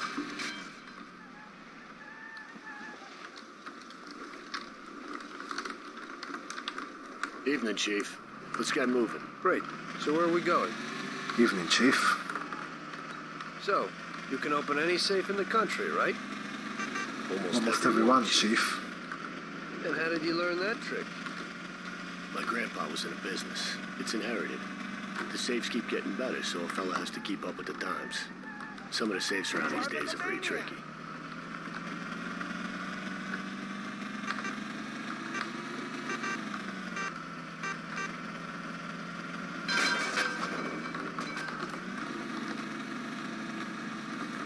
This is the steepest hill on the map.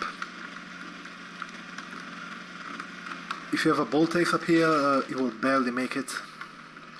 If the boltace is any damaged, it will not make it.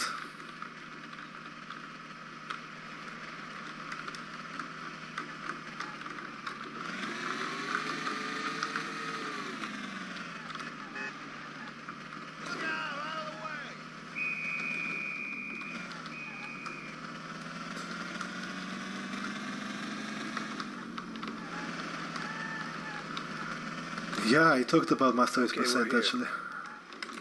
So when is sub 6?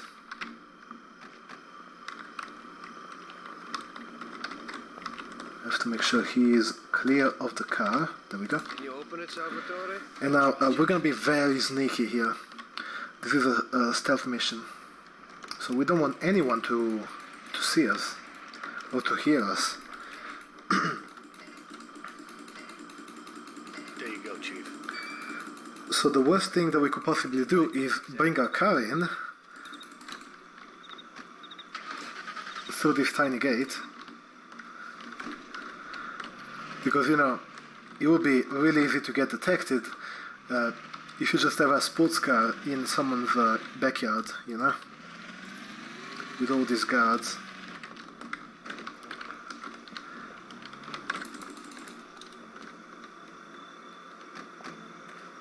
Can you open it, Salvatore? I'll try, Chief. And we should definitely avoid kicking doors and stuff. We should just lockpick them.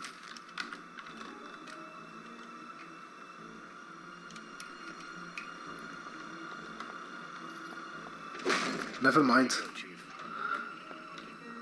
He's supposed to be a safecracker, and he can't pick a door.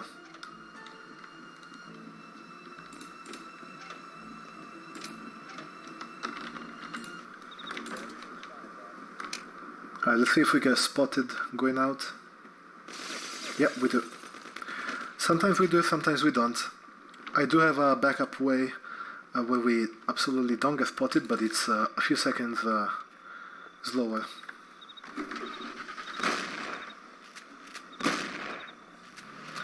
Hopefully we don't get our car blown up.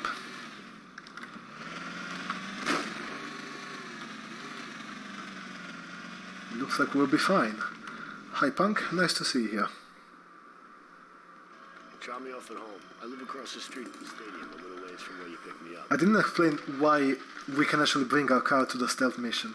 How it works is, you're not supposed to of course, but the game wants to save the car on the map so that then you can have it when you exit. And the way it does that is, in the first couple of frames after the loading screen, you spawn in your car, and then afterwards the car gets teleported outside and you get teleported out of the car.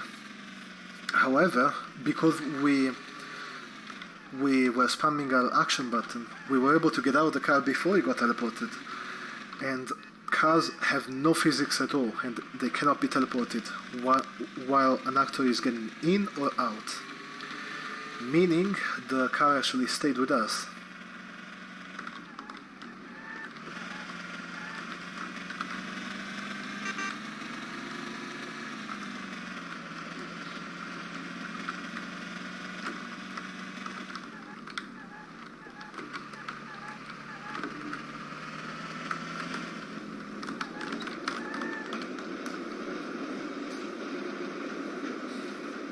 Here's where I live.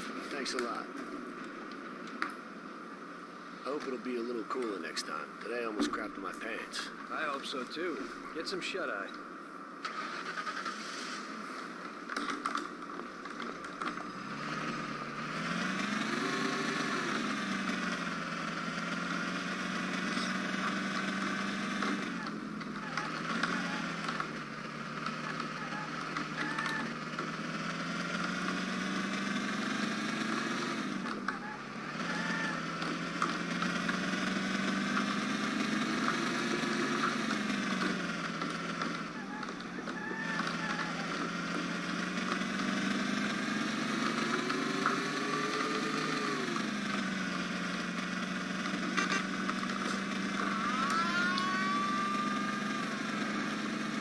Let's see, the next mission I believe is a great deal. I think I'll do ghost enemies. Just to show it off.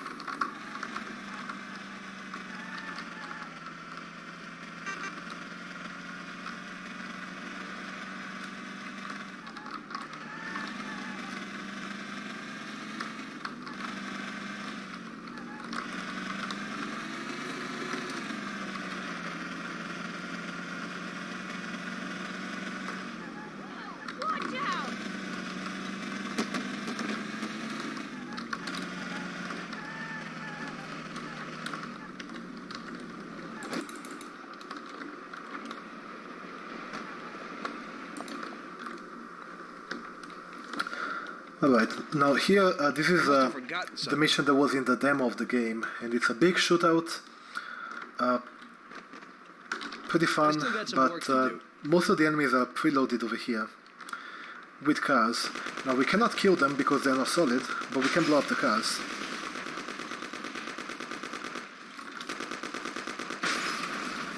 This is not faster. There isn't time for that. It's quite a bit slower, but I thought I might as well show it off.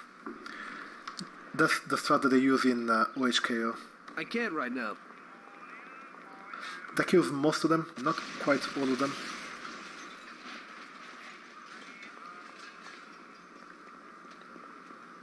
And we're supposed to talk to this guy, but we can just kill him instead.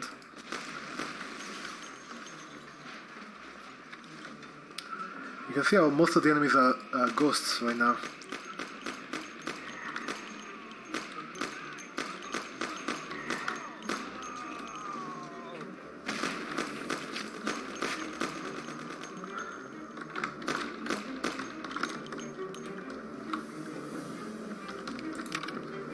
We have some grenades.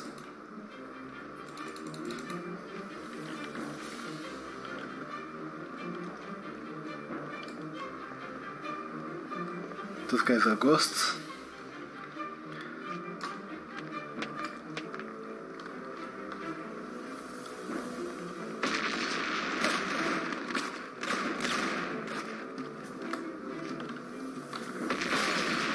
Oops, I did not mean to throw a grenade there.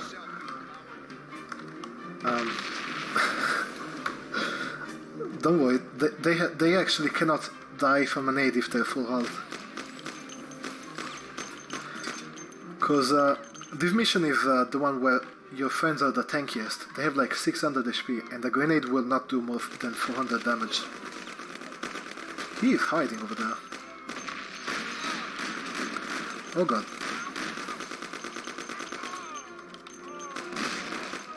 Where you going? You gotta take the drop. There won't be no magnet now. What the hell was that, Bob? Who were those hoods? How should I know? 15 HP, that's not great.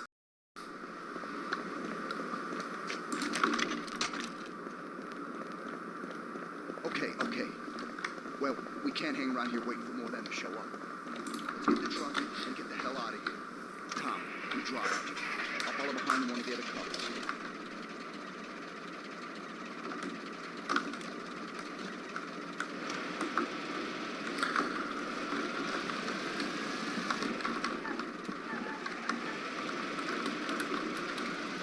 By the way, there are some ghost cars over here. Like there's one right here that I can bump into. Yeah, right there. Those are the cars that we destroyed. There are two over here.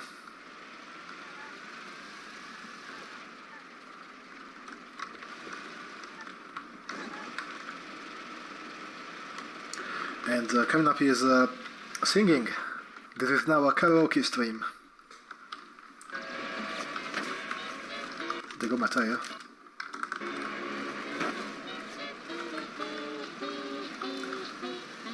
You catch me beating up your chops? I would turn you over to the cops. But take the spiel, I'm laying you, Gabe. Don't pop your boom, pop about your mate. You run your mouth and I run my business, brother. You run your mouth and I run my business, brother. You tell everybody I'm busted. You talk so much you got me disgusted. But you run your mouth and I run my business, brother. You run your mouth and I run my business, brother. You run your mouth and I run my business, brother. You're telling me you my pal, and end up telling me how to handle my girl. You run your mouth and I run my business, brother. Sadly, the song actually ends whenever we get far enough away from the enemies. Which means the better we drive, the shorter the song is. But singing in this party is kind of an unwritten rule. Your run is invalid if you do not sing there.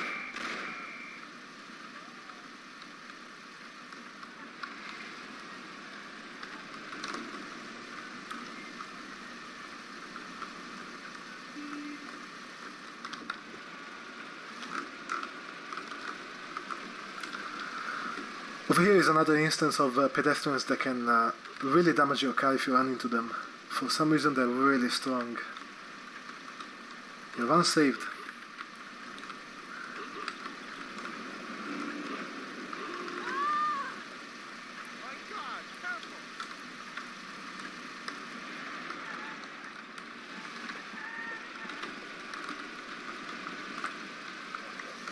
Careful!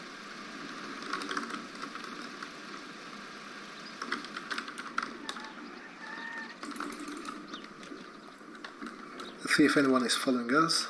No, doesn't seem like it. Okay, we did it. Oh, they're coming right now, but it's way too late.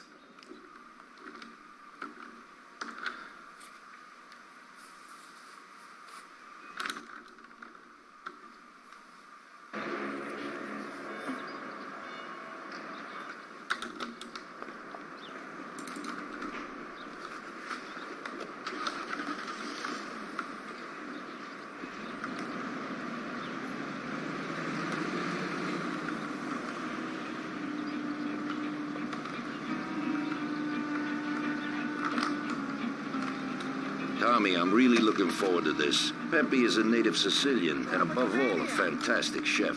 Whenever I feel like a specialty from back home, I go to him. Wait till you try his cheeses. Forget about it. Luigi's a great cook, but Pepe is a real master, a maestro. That's right, we are going to Pepe.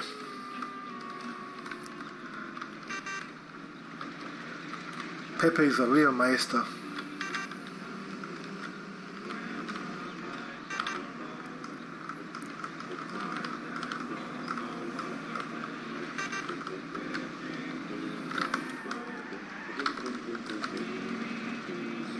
This is one mission where we really don't want cops.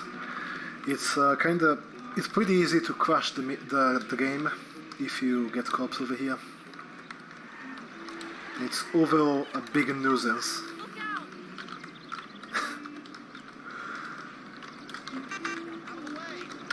Ouch! Oh. You trying to kill me? Maybe.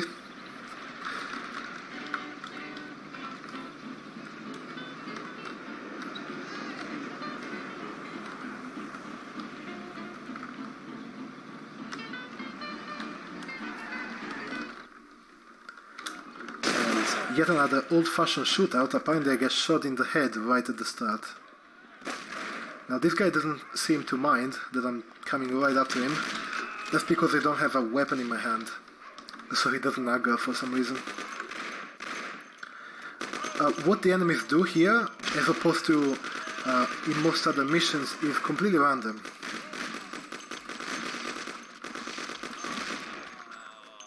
In most missions, enemies have something that they always do, but not here. Most of the time they eventually try and sneak from the apartment that I went in. But sometimes they don't do that right away.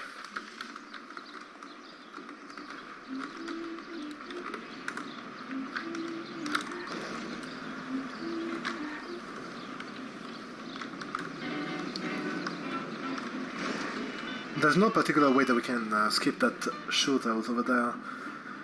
The trigger to advance the game is when all the enemies are dead. So, of course, we have to kill all the enemies. However, right now we're going to the house where Carlo lives. Now, Carlo, he is the Don's bodyguard, and he was kind of conspiring against the Don, so we're gonna kill him. But that part we can actually do a nice skip in.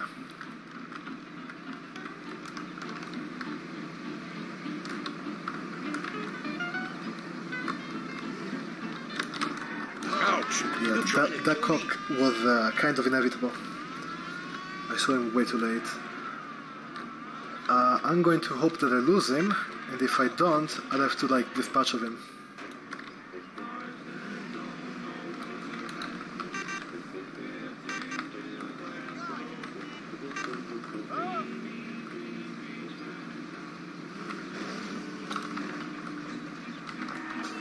You saw that I didn't slow down for the sidewalk. It's usually not necessary to slow down for that one with this car.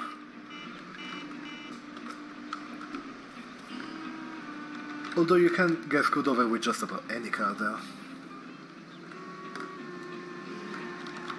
This one just tends to take sidewalks rather well.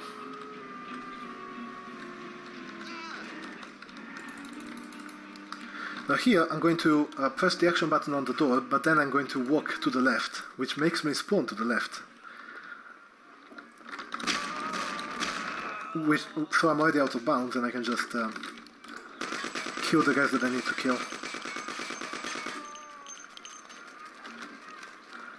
This saves a bunch of time.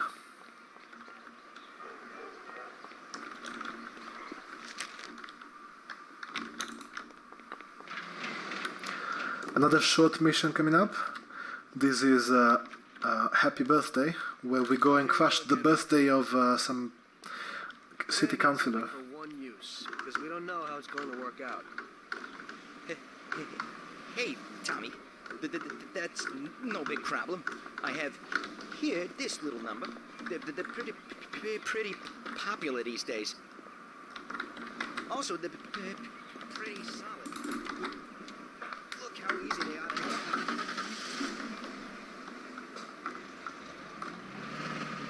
Yeah, great, Alfred. That's good. We actually wait for him to sit back down. Alright, I'll see you later, Vitus.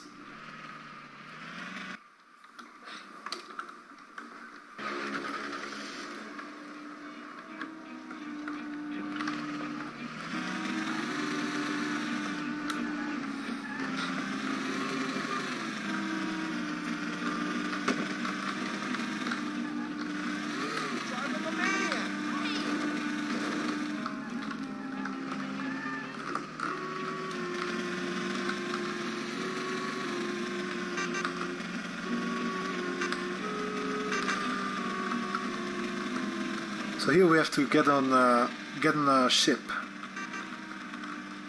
and to do so we need to disguise as a sailor, and we can't bring any weapons on board, theoretically. In practice you can have as many weapons as you want, but they won't be with you in the next checkpoint. We do get frisked by a guard before we enter the boat, but we can bypass that, and even if it does frisk us and find our weapons, we can still trigger the ending anyway. So that's completely pointless. First thing.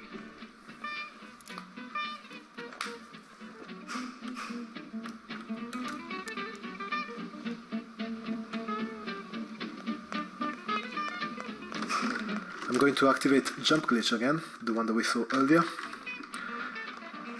So instead of being frisked, I'm just gonna go to the exit trigger by walking on water like Jesus. And then we spawn on the boat dead, but reloading the checkpoint actually gives us our full health back. This is the only checkpoint that does that. I'll see you later, Collier.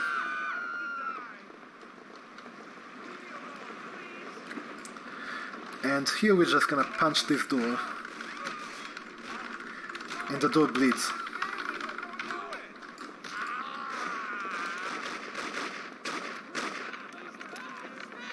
Those guys missed all of their shots. Talk about NA aim.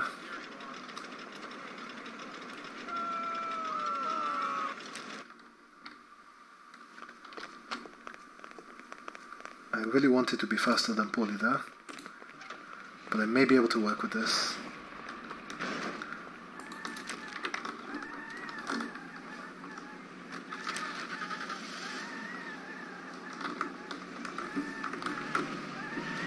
I used the inventory to delay Polly a bit.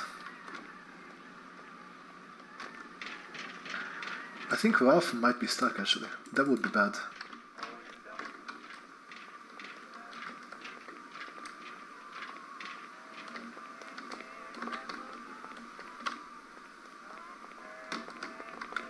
Vincenzo, I need a Tommy gun and We let Paulie Okay. trigger Vincenzo over here to do a small skip.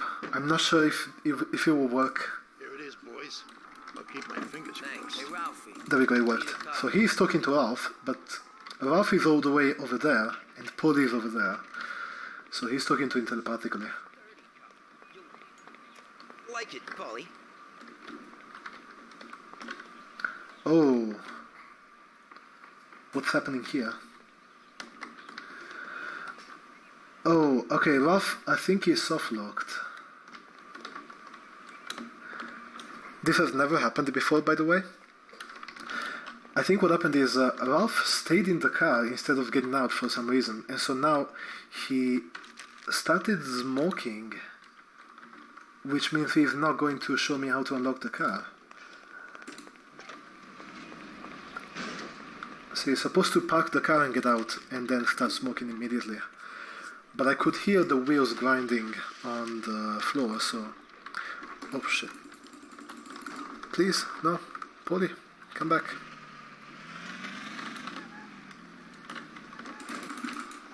Oh, this could be bad. Can he find his way over?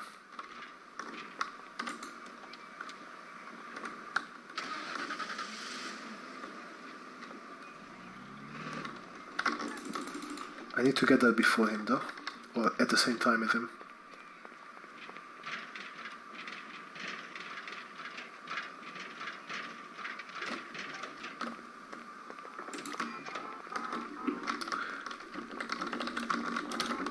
Past block him a bit, delay him. Did this work? I don't think so. Let's check. Okay.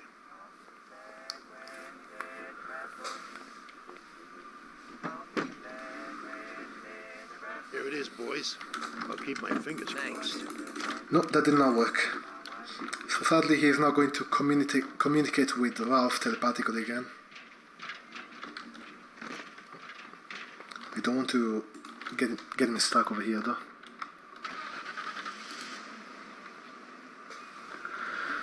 See, this whole walk from there to there, that's what we skip by doing stuff with that particular timing. Hey, Ralphie, I need a car. Hey, I have a new Terra plan here. It's decent and a real big, sturdy car. You'll like it, Paulie. It has a new type of lock, but if a person is clever, it ain't no problem to open it. Just like this. Nice and easy. Push in and click.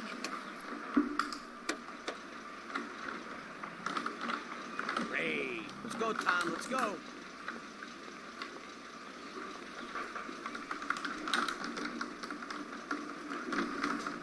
Paulie just needs to think about it for a second over there.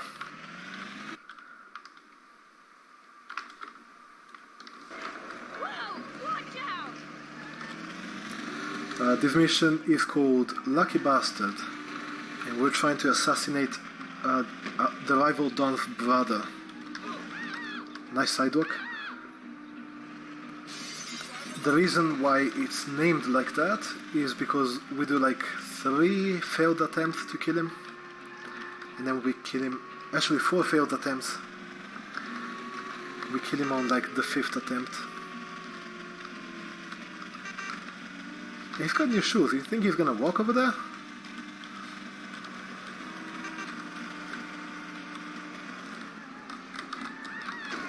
I have to get rid of the cop.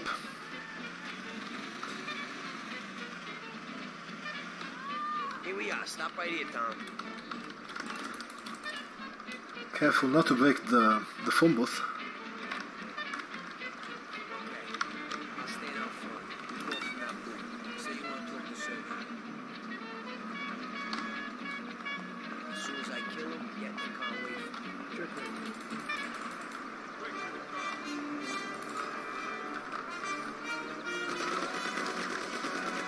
So here, Paulie killed the wrong guy. Sergio wasn't there today. Ah, hell. Now we're in shit. Going back to Salieri. No, quite unfortunate. but it happens.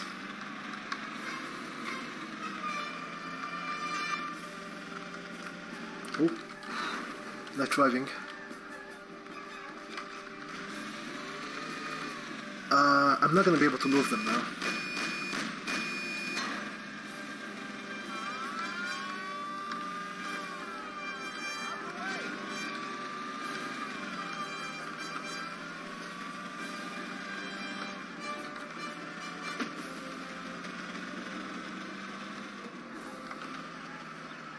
Oh, I managed to move them actually.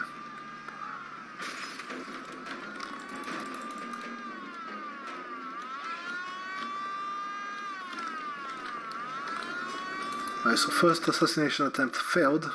Second attempt, we go to his house, to his girlfriend's house, and we plant a bomb under his car. And this has got to work, of course.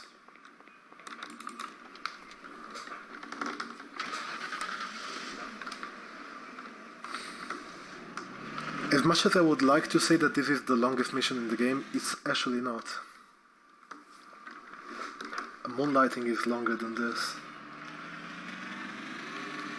Moonlighting is the second to last mission, which is about 20 minutes long, 20-ish.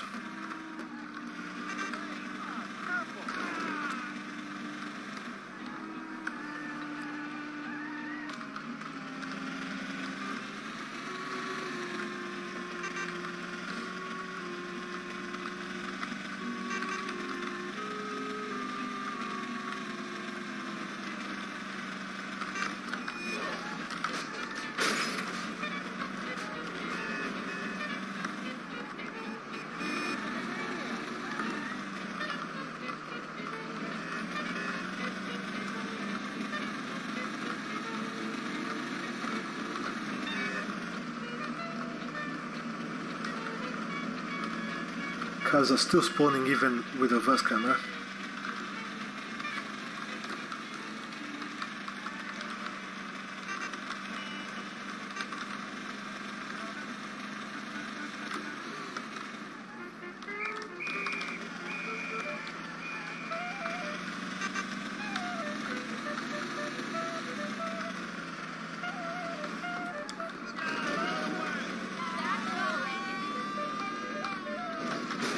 Ooh, that was close.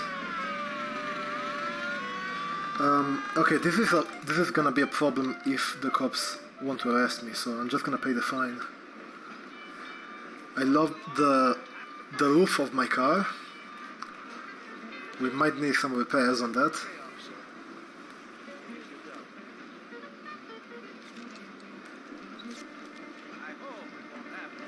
I hope it won't happen again.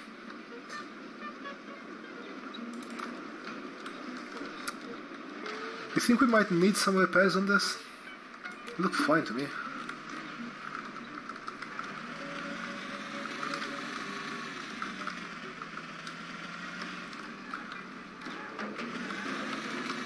There it is. Here's the house. Let's have a look.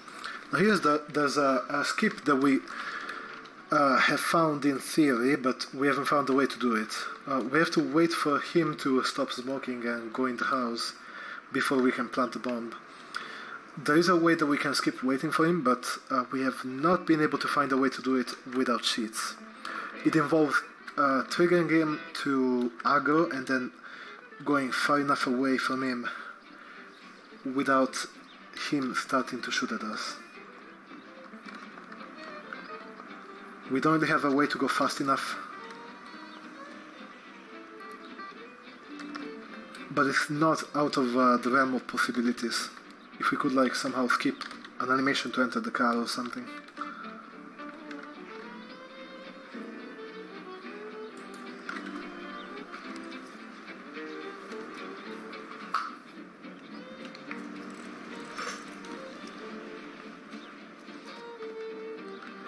And now, ooh, should I let this cutscene play out? Oh, I think I'll let it play out because it's really good. Like, Tommy makes the worst jokes at the worst times.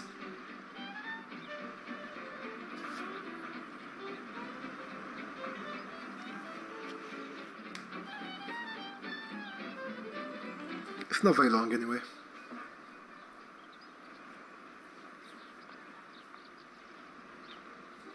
Of course, the guy that we're trying to kill does not go in the car. Christ. No, no, no! Hey, stop! Shit! Rip.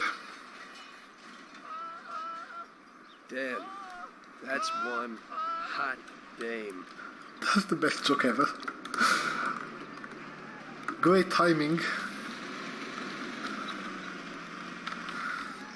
For a third assassination attempt, we're going over there with Polly, and we're just gonna shoot at him.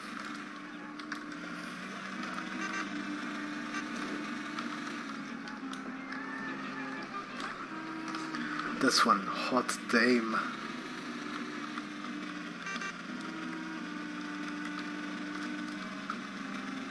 Come on, Tommy, this is not the time. Oh, the big dick joke is great as well.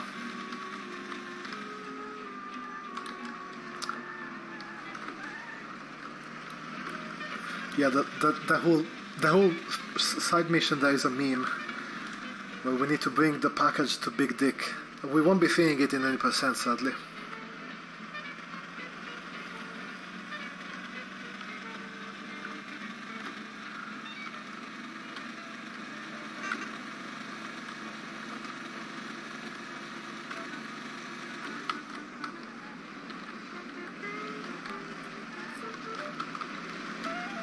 No, that one is not something that I'm going out of my way to do. This cop car could be bad.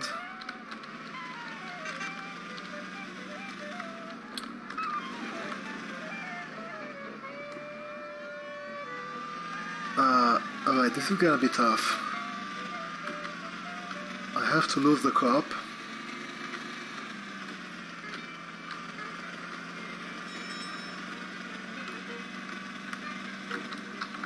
We can't show up with all this heat on our tail. Here we are. Need some wheels, Tommy. Otherwise, we won't get out of here alive. That did not work.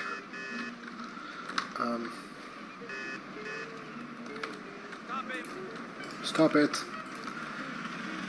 Alright, let me do this.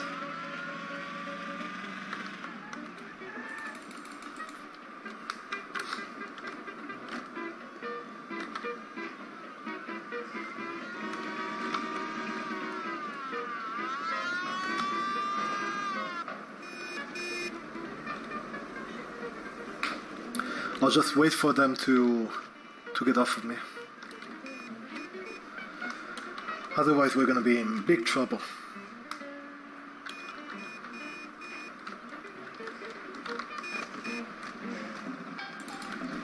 And there we go, just like that. They are none the wiser.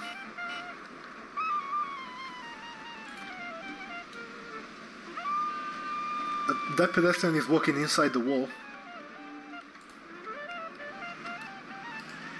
Like, what are you doing, lady?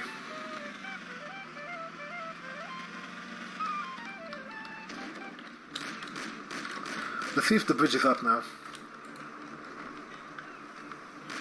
Oh yeah, by the way, Sergio was there this time, the guy that we're supposed to kill. He was there, but unfortunately, Paulie forgot to check his gun, and his gun was jammed. The bridge is up, so let's see if we can make a nice big jump.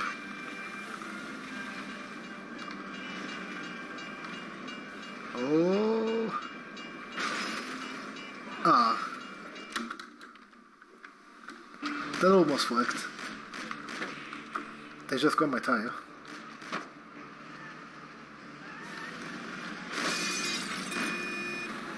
Notice how they rubber band. Their car is supposed to be way slower than ours, but they can still like catch up to me. The bridge is not up this time, so we cannot jump again.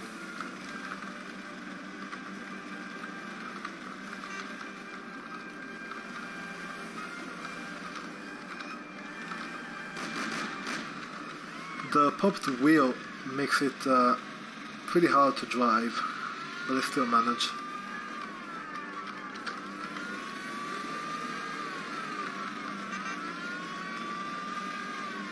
Although I may not be able to lose the the tail.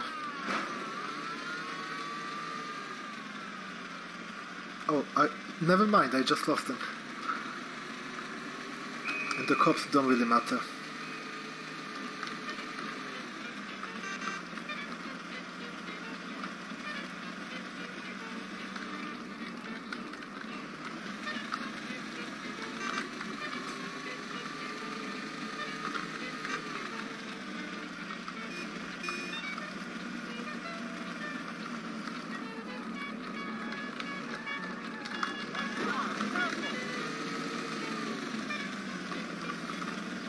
Let's not flip on the sidewalk. And 3 attempts to kill Sergio have failed. The 4th attempt is during a cutscene. Some guys try and push him into a train, but instead they get hit by the train themselves.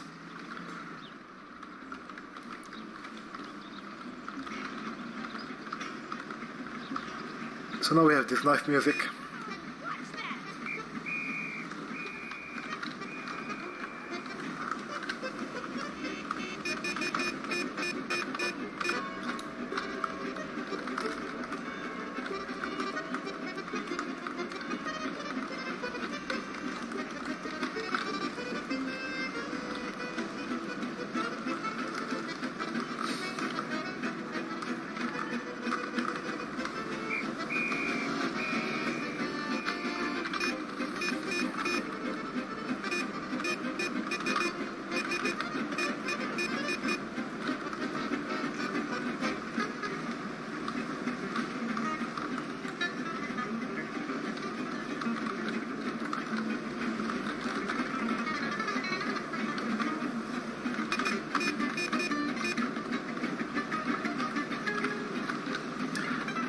Over here, Sergio's car can actually fall through the floor, out of bounds, and we failed the mission. That's happened before, a couple of times at least, because this car has a really weird collision. He can pass through lampposts.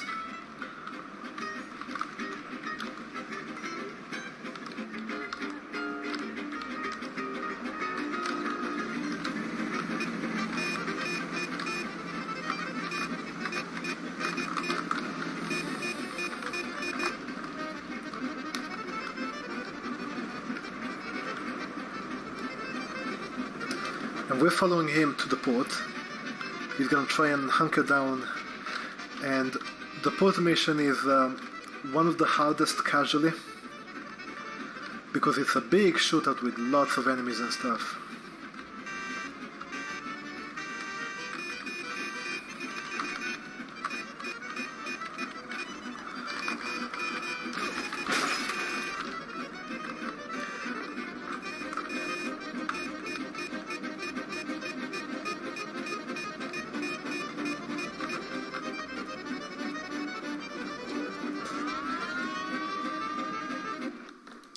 Here there's a Windows sound, no idea why.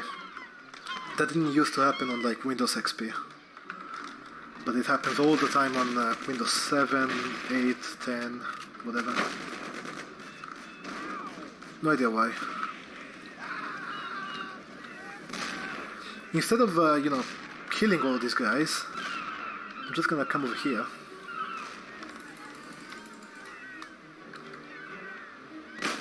Grab a grenade, get stuck, enter in the car and get unstuck like that. Hopefully they don't blow up my car. That would be appreciated.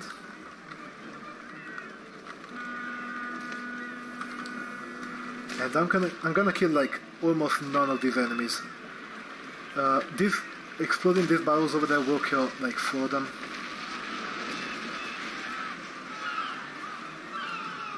But other than that, they all get to live. And there's a lot of enemies here.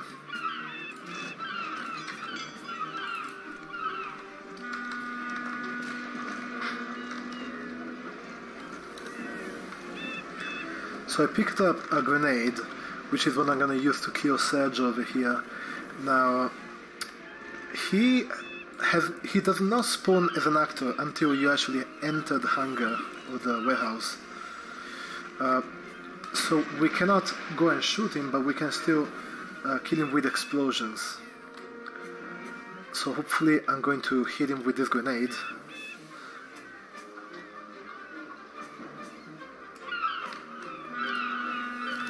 And as soon as I enter the warehouse, he will spawn and immediately die.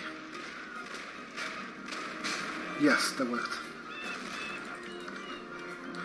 And we can just go. Don't blow up my car, thank you.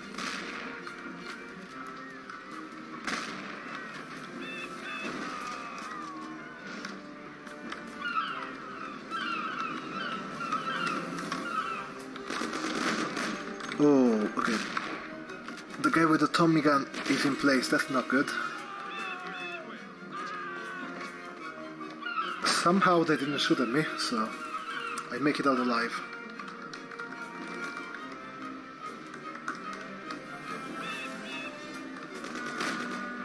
But that was very scary.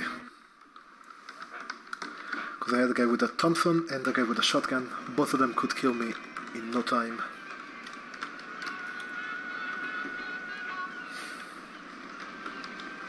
And we are done with the lucky bastard over here. We have killed the rival Don's brother. And we can go on and kill the rival Don now.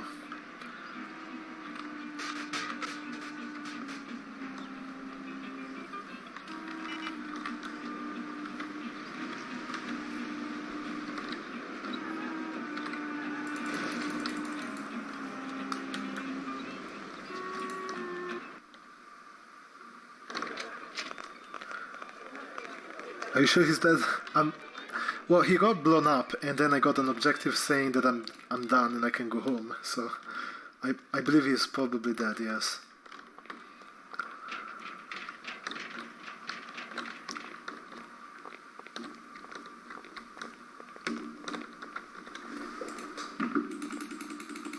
Vincenzo, today we need some real heavy artillery. We're gonna rub out Morello. Well, I think 600 shots per minute from an old Tommy gun should do the trick. Ooh, we got a Tommy gun. That's great. I love the Tommy gun. At the same time, we could stick to the ancient ways and use a more traditional Sicilian weapon for a job. Oh, we got debated. We got a son-of shotgun.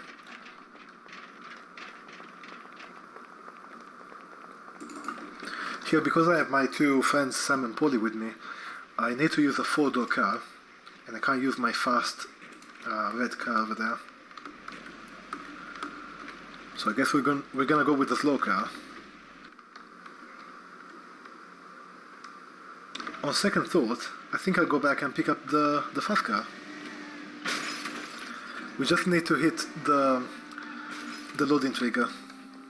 We don't actually need to go with both of them. So they can stay here and chill for a bit. They'll teleport to me anyway.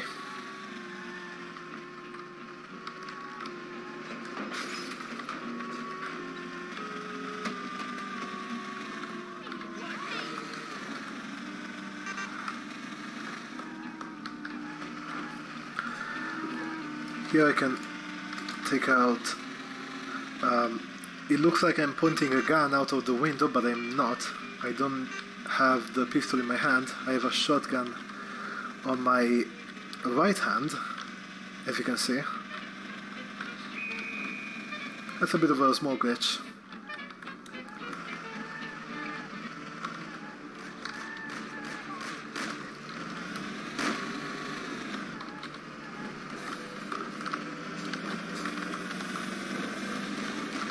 Of course, the car is driving itself. I guess Teslas were already a thing back in the 30s. Oh, he's gonna slow down a lot from that. I can't actually go, even though I'm supposed to be chasing him, I can't go too far ahead of him, or the game thinks that I lost him.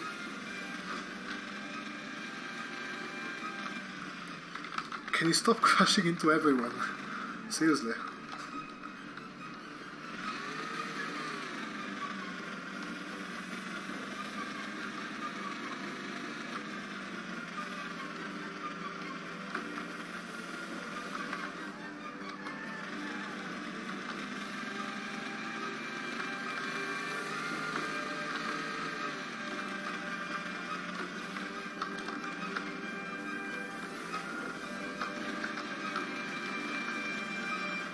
don't want to get too far ahead.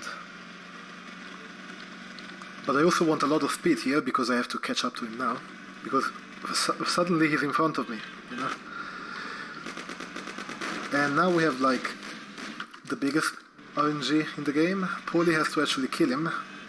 And Paulie doesn't have some great aim, so this is very inconsistent.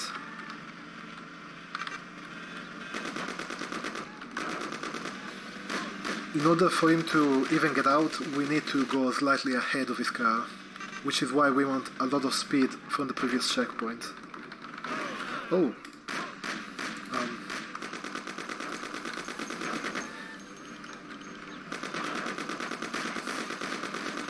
Nope.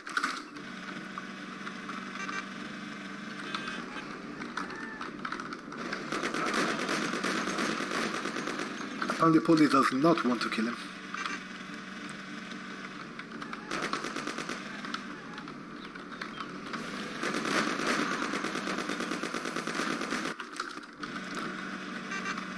And even though his car is not supposed to be faster than mine, it still is, so once... Oh, there we go, he killed him. Yeah, once he starts to have the same speed as me, I can't catch up to him anymore. But Paulie actually managed to kill him. That's great, Paulie. Good job.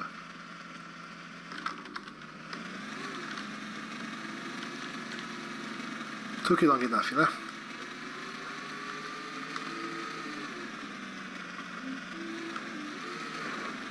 Casually, there are two ways that a mission can go.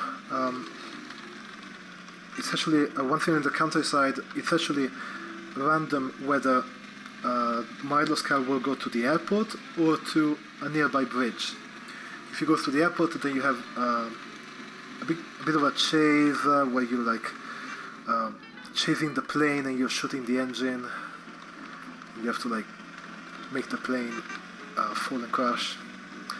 If instead he goes to the bridge, then the bridge is under construction and it's cut off.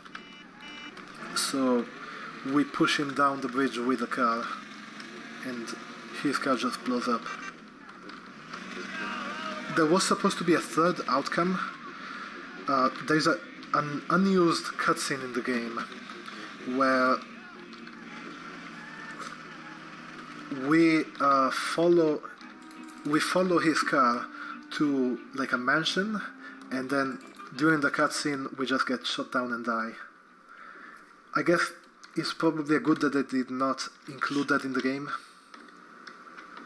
because that would be pretty frustrating if you just die during the cutscene. Here I walked during this small cutscene, and I'm going to get Ralphie's first cycle over here, so I don't have to wait for his animation. This mission is called Election Campaign. We need to like kill a politician from on top of a tower. Hey, you got some heavy-duty gear for me, Vincenzo? You need to pick this guy off at a distance, right? So I dug out the best weapon for you. The military trains by mounting a sight on this standard rifle, similar to a hunting rifle. I got hold of a Mosin Nagant rifle. It's produced here, but the Russians upgraded it to a marksman's rifle. It's a good... Take a shot every time Vincenzo says rifle. It looks interesting. Well, I hope it works. Well, Tom, take a decent handgun, too. You never know who you might bump into. Ain't that the truth? Thanks. Election Campaign, what a mission. This is probably the worst one on OHKO.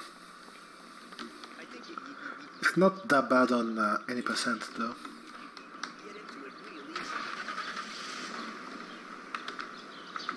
It's acceptable. Thanks, Rob. Although, yeah, I hate the fact that it's all scripted.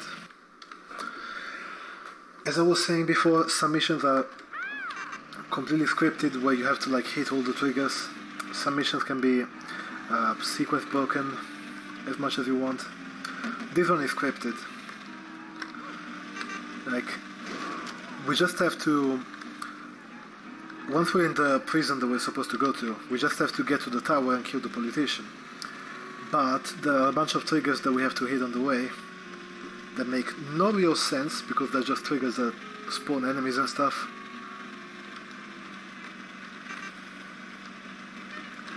And I'm going the wrong way.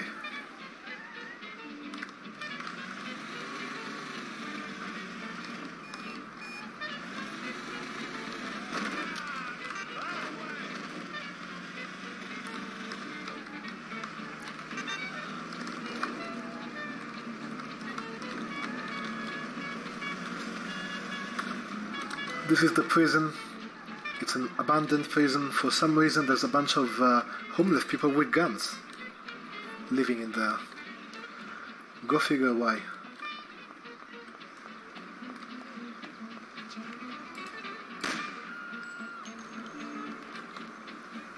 Poor guy.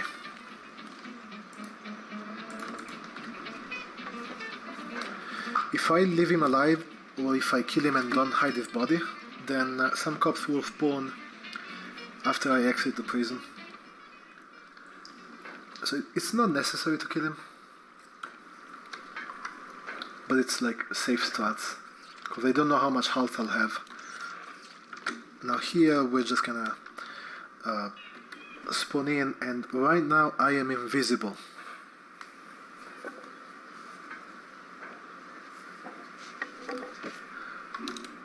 This is suddenly a first-person game.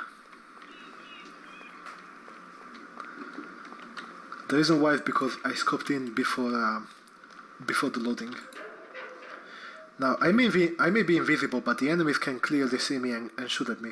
And what's worse is that in this state, my aim is all over the place. I can't be accurate. So I can just exit the state by scoping and unscoping.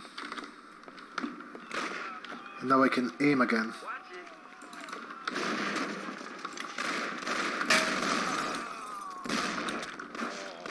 Going YOLO starts over here.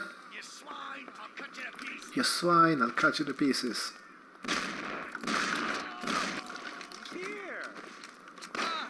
Oh, don't shoot at me. Stop.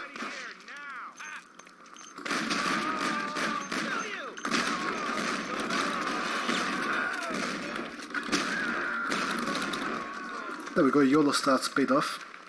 We got through really quickly.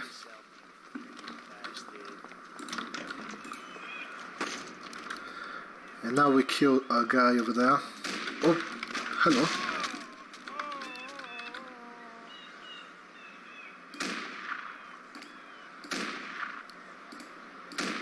Okay, that's not good.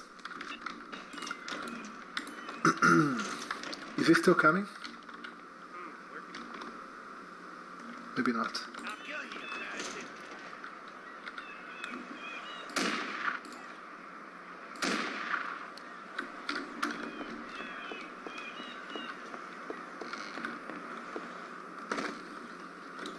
Let me just snipe that lock, maybe. Because I don't want to kill the doggos. The doggos get to live. There's like 4 dogs here who will try to kill me. But I don't want to kill them.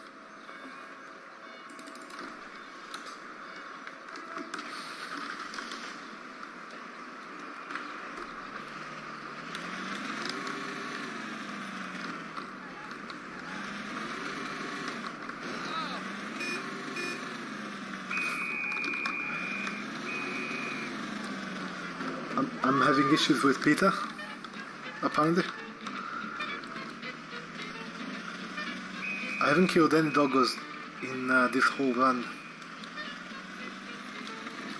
There was 1 dog at Ordinary Routine, 1 at Omerta, 4 here. Where else? There's gonna be 3 dogs at Death of Art, I believe.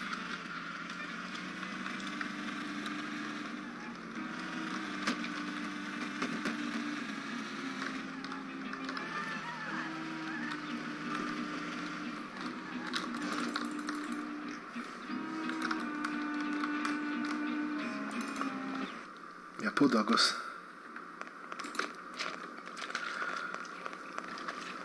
We're pushing the end of the game. This mission is just for relaxation, and we have probably our most recent skip here. Pretty nice one. Hey there, boys. I have something here. What the?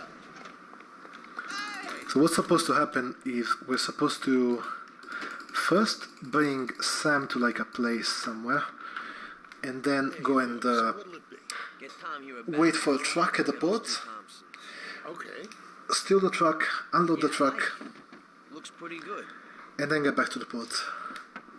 Instead of doing that, we'll just go steal the truck immediately. And we don't even have to unload it. Thanks, Vincenzo. Yeah, okay. We can do that. Thanks, Ralphie.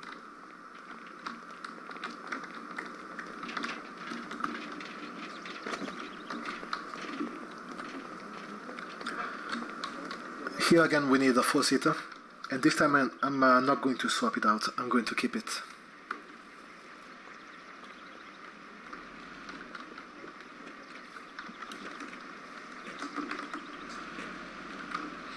Because this car allows me to do an easy clip. It's a clip that I can't really do without a car or without a two-handed weapon.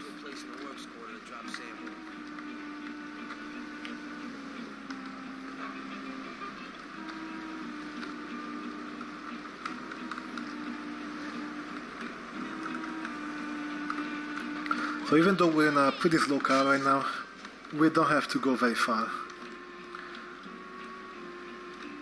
You can't really see it on the map because the map has the objective that we're not gonna do.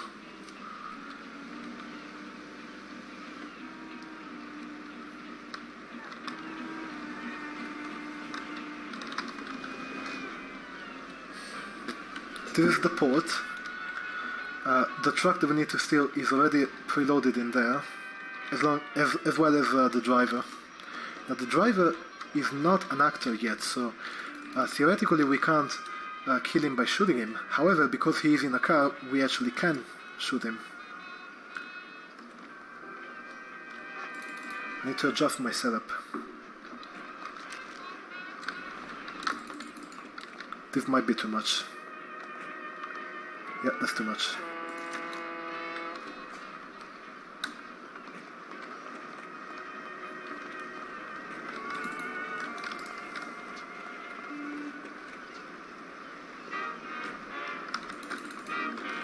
Let's try like this. And the car just pushes us through the wall.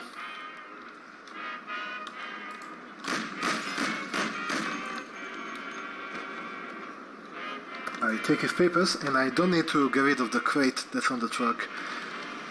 Actually, this works even if we get more crates on the truck, as long as we don't get all of them. Oh, okay, that's not good. This is gonna fail. He's already looking the other way.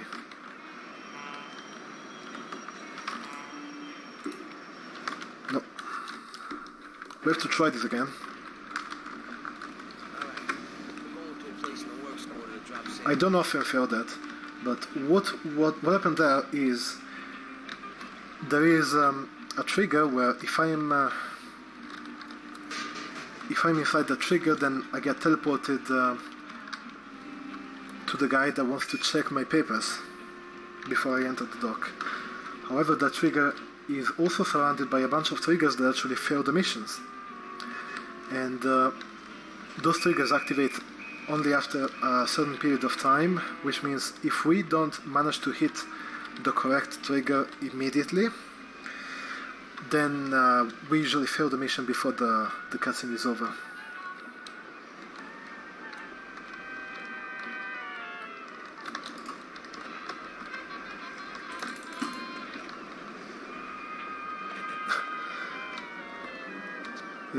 Just a couple of hours?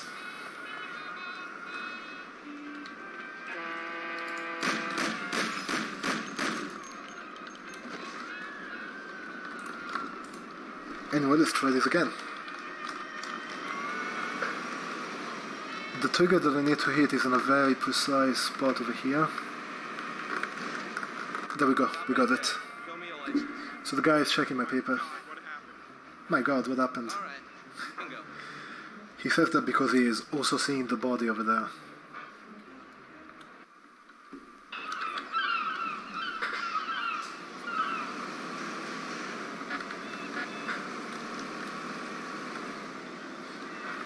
Yeah, remember how there was one crate on this truck? That's not there anymore.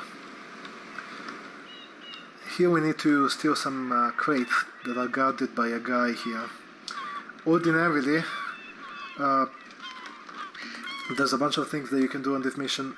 He wants you to like do something else, and he goes and takes a leak, and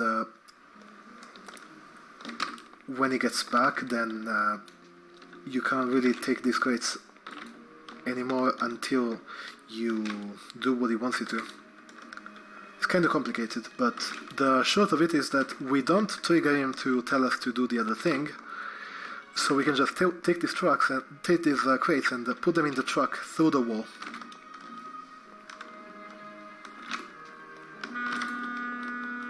And walking with crates is actually slower going forwards than it is going backwards and right, which is why I'm holding S and D. Oh, that's not good. I need to adjust this crate.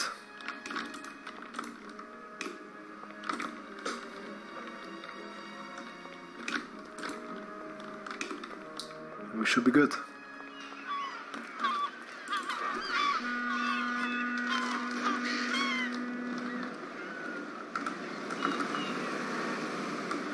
The reason why we can place the crates on the truck through the wall is because the game kind of wants to teleport them, because the game thinks that I'm dropping the crates while I'm facing a car. And so it teleports them to like the closest place where they can go.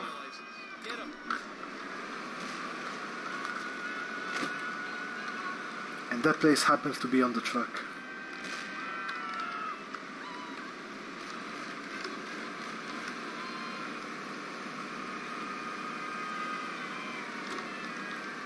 Now we just have a bunch of people following us. We killed 3 of our pursuers when we were coming out of the port, so we only have 5 more left who are coming after us. And while it is not strictly required to kill them, if we don't, they will usually kill Sam and our mission will fail. So it's really good to just kill them instead.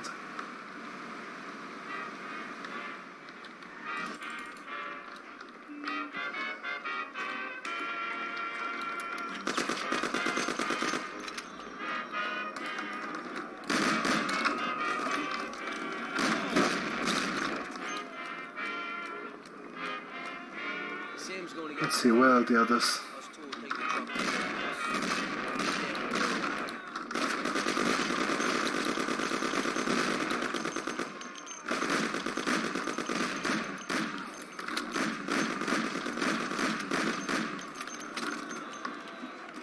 There should be all of them.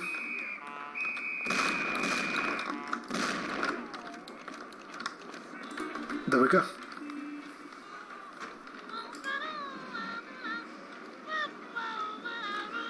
Paul is just gonna make his way slowly crouch walking.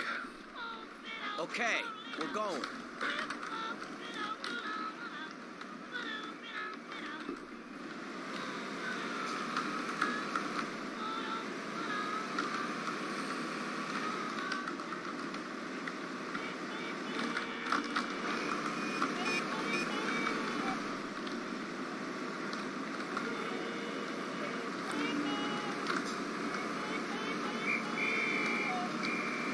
And we just need to bring this truck to Salieri's warehouse, and we're done.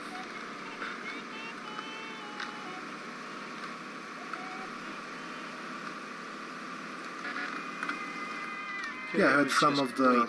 While you two messed around, I carried at least a ton of crates surrounded by guys with guns. A decent amount of people. And you're the youngest. Sam always has the bright ideas.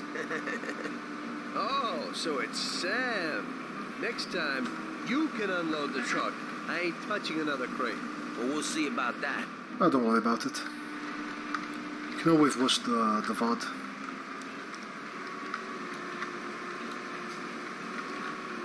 But you're just in time for the last 3 missions, of which this is one of them. So we have 2 missions to go. And the next one is the longest.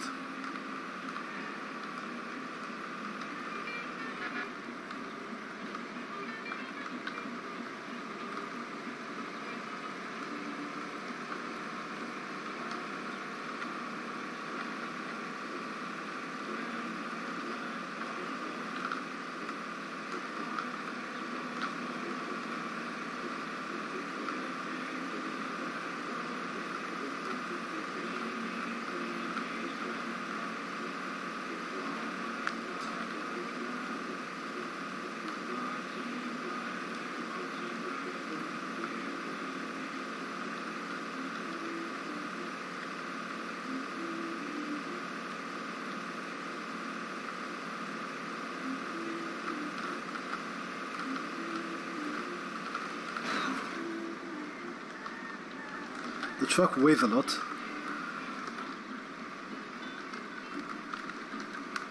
crashing into other cars just makes them fly.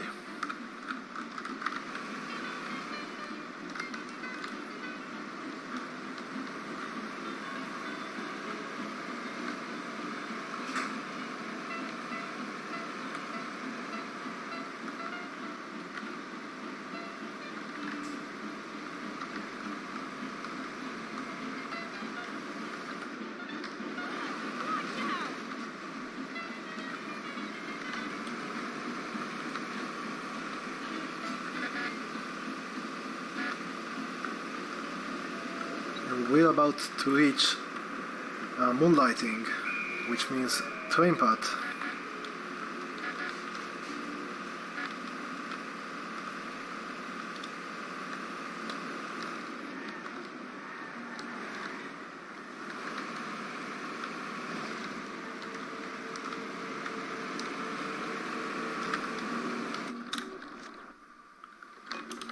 Here we're just gonna clip through this wall.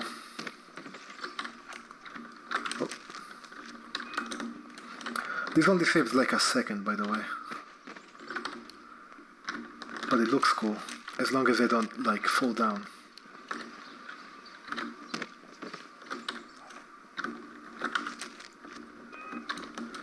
Whatever.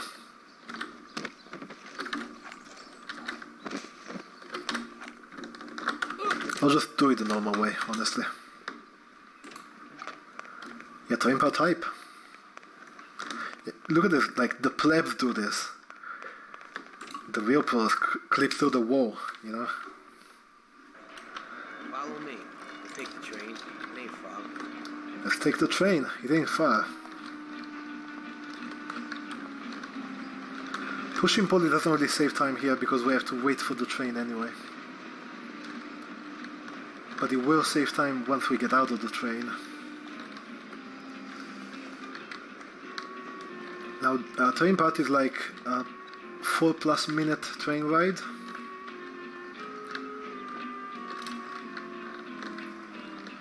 And there are a bunch of triggers to check that you're actually in the train. We have not found a way to skip it. Not that we would want to anyway, because it's the best part of the run.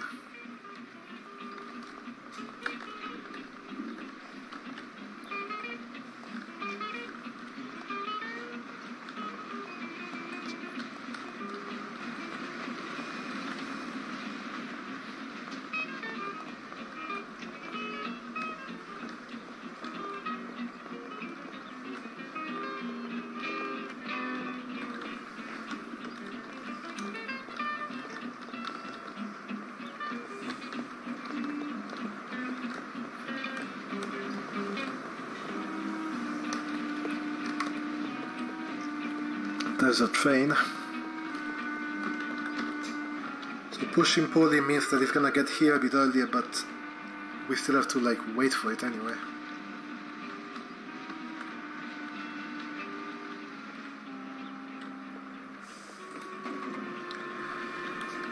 And now prepare to be spooked.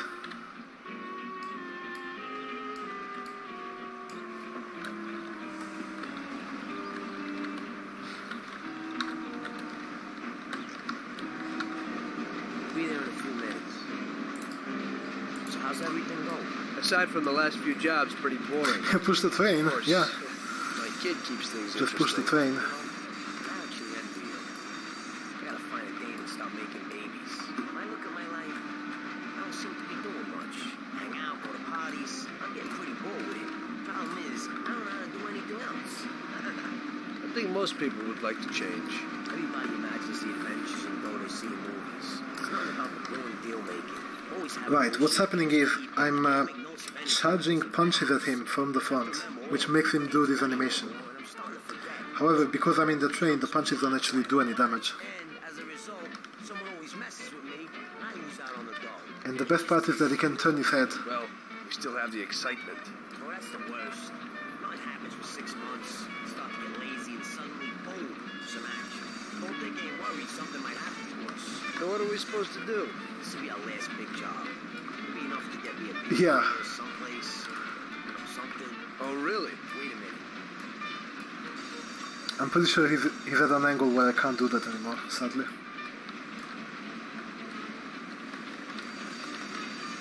But we can still do this. And have him watch us from the other side.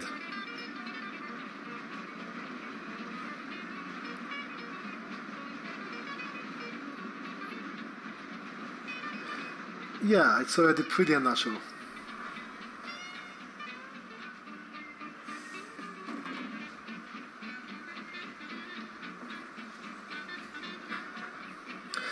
I've had it happen a few times that his head could even turn upside down while it's already backwards.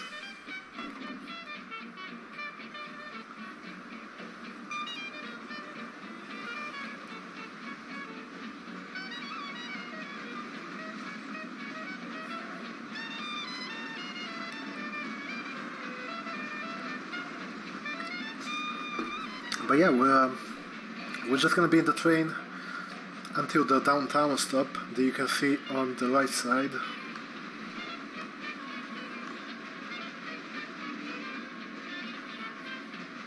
Oh, there we go. That's better.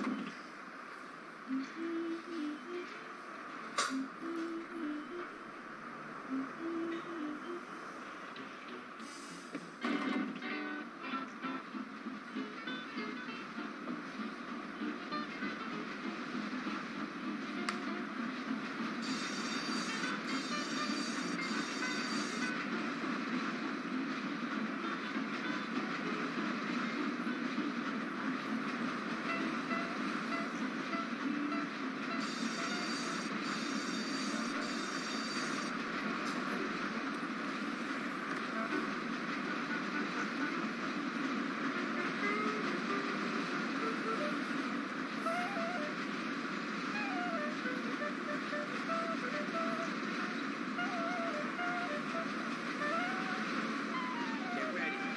Get over here.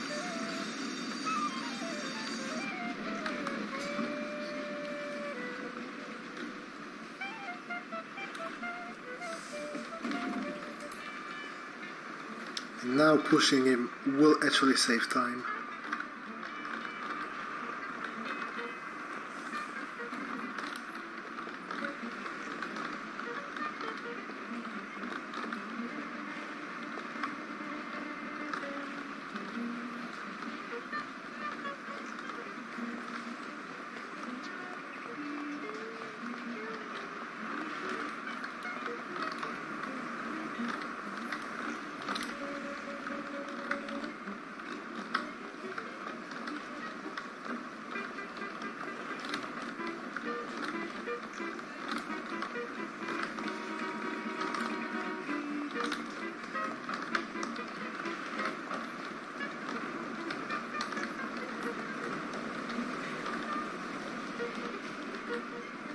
See that it doesn't get run over.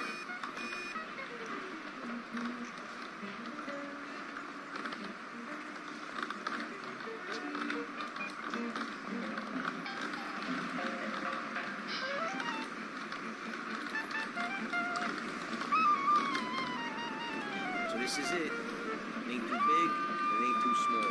Let's take a look inside.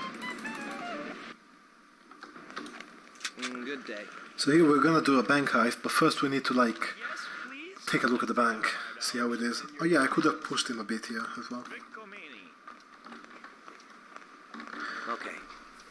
This is definitely the most waiting we have in the run. Oh yeah, wait. I can like push him backwards a bit and save a few frames. Although if he goes forwards, then nah. You go through that door behind the counter. After you get the key, the door leads to a corridor. He just wants to go forward. No, there we go. Upstairs to the office. If you have the keys, go straight to the safe. Otherwise, you have to get them somewhere upstairs. Downstairs will probably be more security guards. You'll have to deal with them alone. Keep everything in check upstairs. Downstairs, there's a large safe that you got unlocked. And you just gotta get the dough and get out. That's everything. Okay. Let's go. Better get out of here. This is like literally frames. Not even seconds. Hey, goodbye. Restaurant, dance hall, picture house. Depends where you get him as well. The bank is connected to the home security system. But even with radio, cars can't get here for 5 minutes. That means we'll have 5 minutes from the time we get in to do everything and then disappear. We'll need some wheels. It's stupid to get a car from Ralphie, because he'll tell Salieri. You'll have to get a good, fast set of wheels, Tommy. For you, that shouldn't be a problem. No, it shouldn't. I think Lucas would know of something. Okay. Try to get something. Because Tommy does not move his lips here. Just let us leave. Even if we get out of the bank in time, you'd still meet the cops in the city. And how do you want Yeah, to that's deal true. with them? Head to an abandoned joint right in Hoboken. That's Palmero Club written on the wall. Great. Still a little problem with guns. I have my own stuff. You don't. We'll need to get some kind of heater. I think I know a place you can pick one up. Where's that? It's pretty far. It's probably best to go by train. Get on here and then go to Hoboken. Get off at the Central Hoboken station and go in the direction from which you came by the train to the nearest crossroads. Under the elevator. Here he's telling me to like take the train to go to a place, but it's actually faster to go on foot than to take the train. Tell him I sent you. He should have something. I'll do that now. I'll get some weapons, then the car. But of course we take a car instead. By your place. Yeah. Pull in front of the building and honk your horn. The janitor's always locking the door. I'll come down and we'll go. I'll see you later.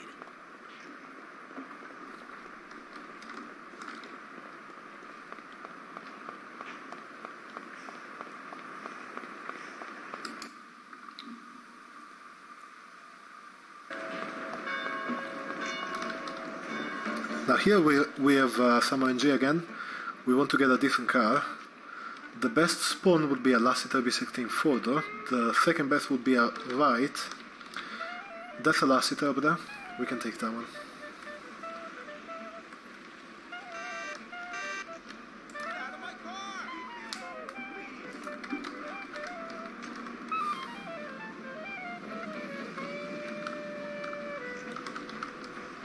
This is by far the best car that we can get. However, it's somewhat rare.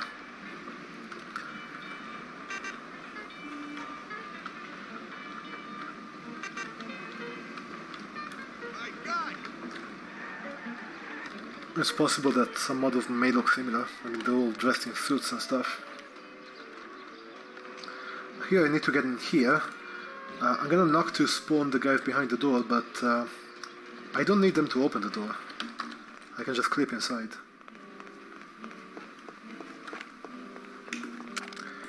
And here I speak to him, but I get teleported back to him, and if I'm doing a jump animation, I keep that in this cutscene. Paulie sent me. Need some weapons. Right. Paulie. Yeah, I know him. At least I think I know him. That short, moody guy, right? You could say that. Still working for Salieri? Yeah.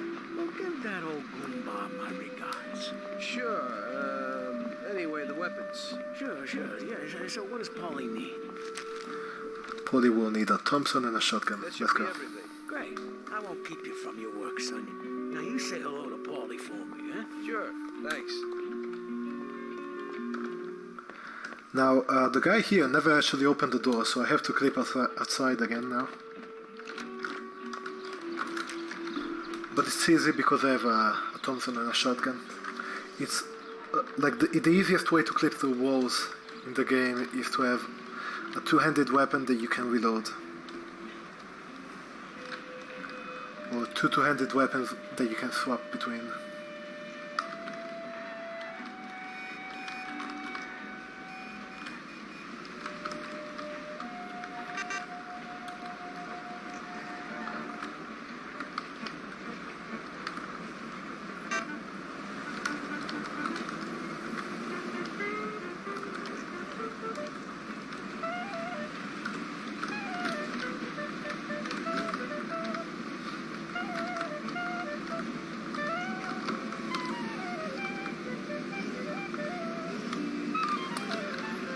Now we're about to actually do the bank heist, so first we have to pick up Paulie at his house.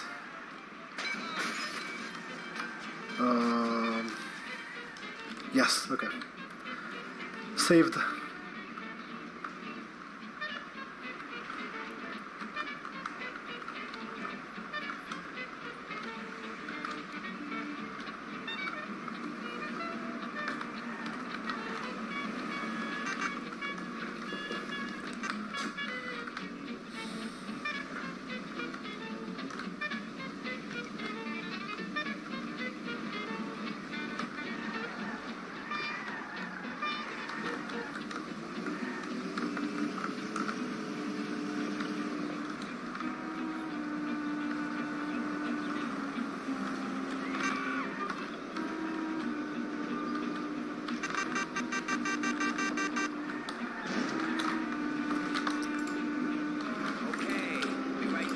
Fun fact, there are actually like 3 different actors for Paulie on this map, and we can kill 2 of them without failing the mission.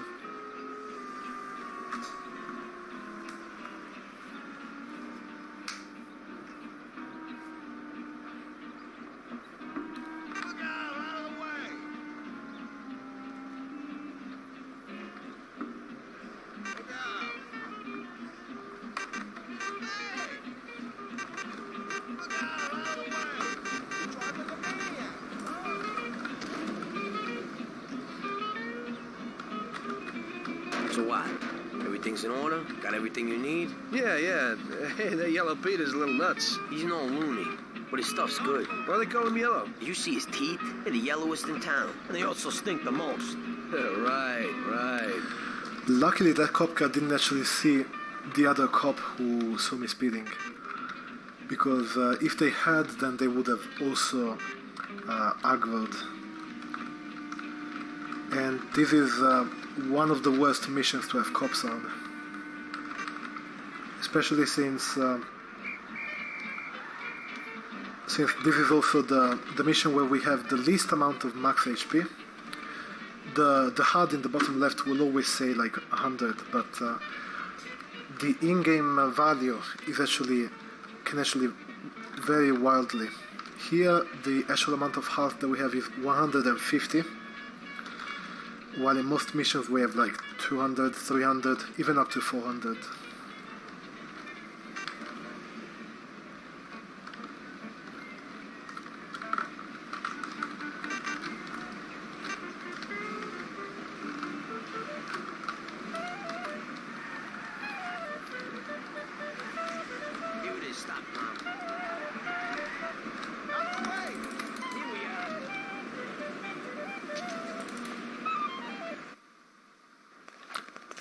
Finally, the bank heist.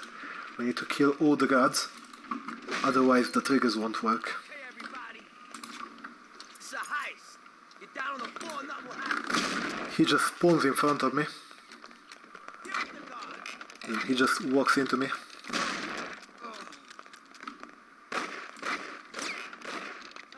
And he just waits for me.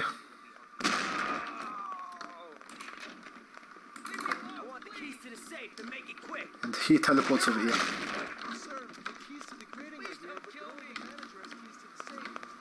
What? Where can I find the manager? Well, Paulie is asking where he can find the keys and stuff. I've already got all the keys and I'm heading to the vault.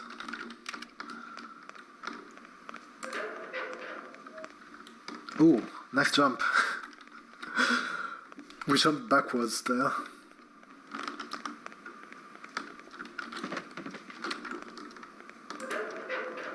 I have to go back in here to hit the trigger.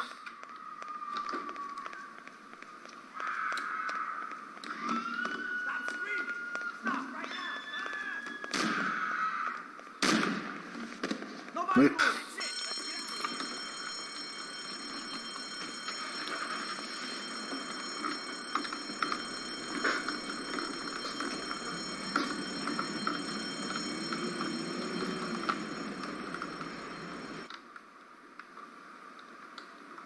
And now we don't have to go far, we have to go like right here. We take this shortcut again, over here. Hopefully without flipping the car, of course.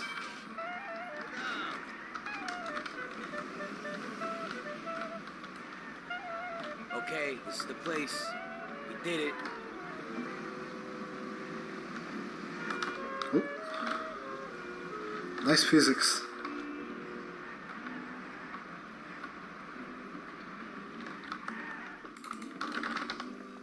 We're loaded, Tom. We did it. It worked. Sure looks like it. So what now? We'll change our clothes so they won't pick us up on the street. Put the dough in the briefcase. Fine, then what? Don't say a word to anyone. Sleep on it. Stop by tomorrow. Think about what we're gonna do with the dough. I'll take it with me, so Siren won't find it. You know? Just don't run off with it. Sure. I'll take off to Hawaii. Don't try it. I'd find you and stuff that metal-plated briefcase down your throat. I'm looking Right forward now to it. we have to like go look for Polly in Hawaii, surely. Oh no, Polly is dead. Rip.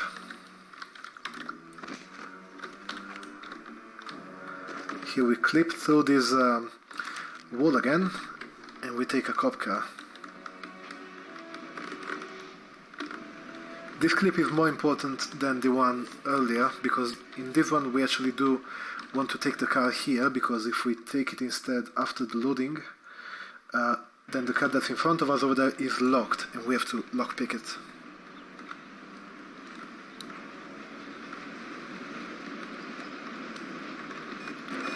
So we save a few seconds by taking it before the loading.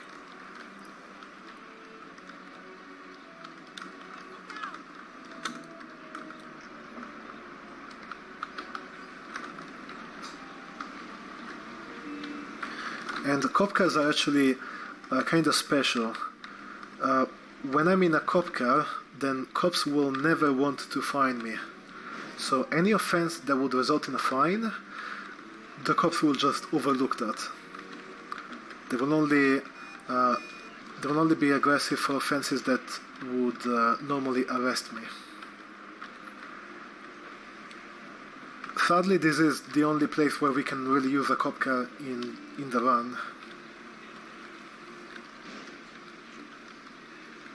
And they're pretty slow as well.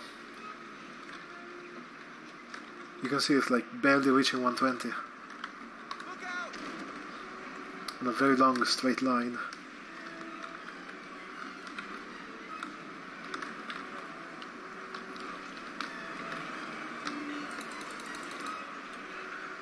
And now the final shootout over here.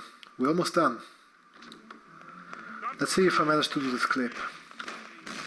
This one is very finicky and it's kind of risky as well. Because now I only have 6 bullets and I have to kill this guy over here. There we go. The music is overlapping. We have like 2 musics playing at once.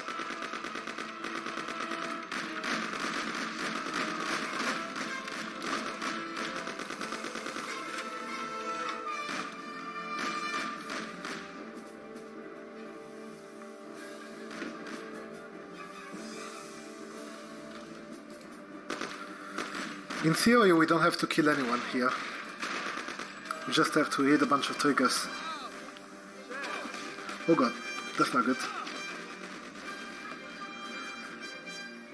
10 HP, can I make it? They have to like not shoot me here. Okay.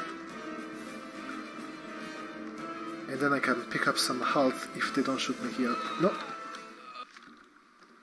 That sucks. Show us what you got without that gun.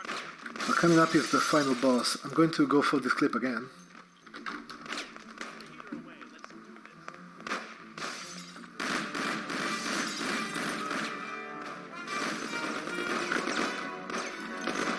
That's not good. I have to like finish him off by punching him.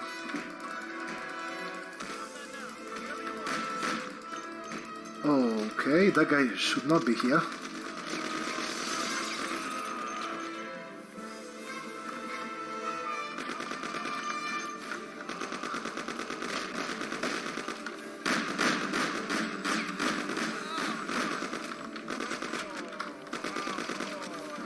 I don't actually need to like kill all of these guys.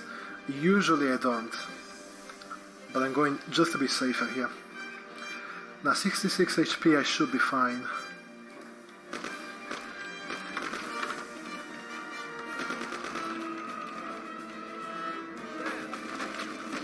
Yeah, earlier those guys shot me up a lot. They can shoot me again here. Yep. And right at the end over here.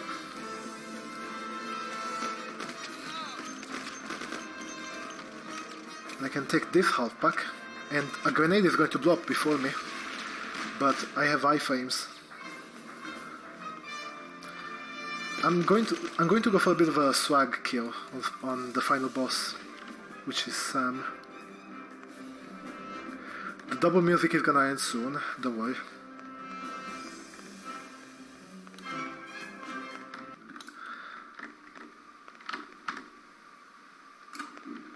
There is Sam over there.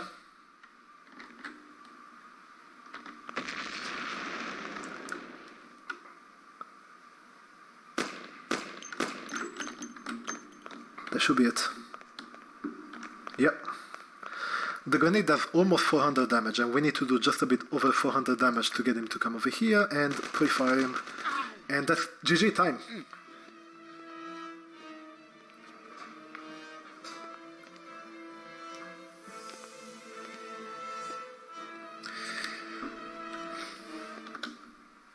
So it was you. I'm going to skip that cutscene. Destroyed the picture and collection? I think we have some time to watch this one. I wasn't planning on it, but somehow it worked out that way. Otherwise, that's everything? I got out of there fast. If we don't have time, let me know. I really was in danger, but I pulled it off. I took the wife and daughter and immediately left the country. Sam was right. If they decided to find Frank in Europe and take revenge almost 5 years after he disappeared, they wouldn't let me just leave after betraying them. And you're willing to say all that you've now said to me in front of a court? Give evidence against all those men? Don't you think the situation will be a lot worse for you? Oh, was it the MGF one? Oh, that's more like treason. I actually wanted to watch that one. If these people go to jail, or better yet, death row, they won't be able to take revenge on me. At least not as easily as if they were free. I am willing to give I think there was evidence an against them MGF, to ensure some our protection, MGF one and at after the trial, a new identity for me, Resort my wife, Fest and my daughter. last month or 2 months ago, Managed to pull it off. and that one also dropped out. Biggest legal battle this country's ever seen. I don't know. I haven't been able to watch an MGF one at a fucking marathon yet. I don't know if it's moral to help somebody like you, but I think the results will be worth it. I think we'll help you. But yeah, so because the Don actually tried to kill us, we went to the cops and pulled them out.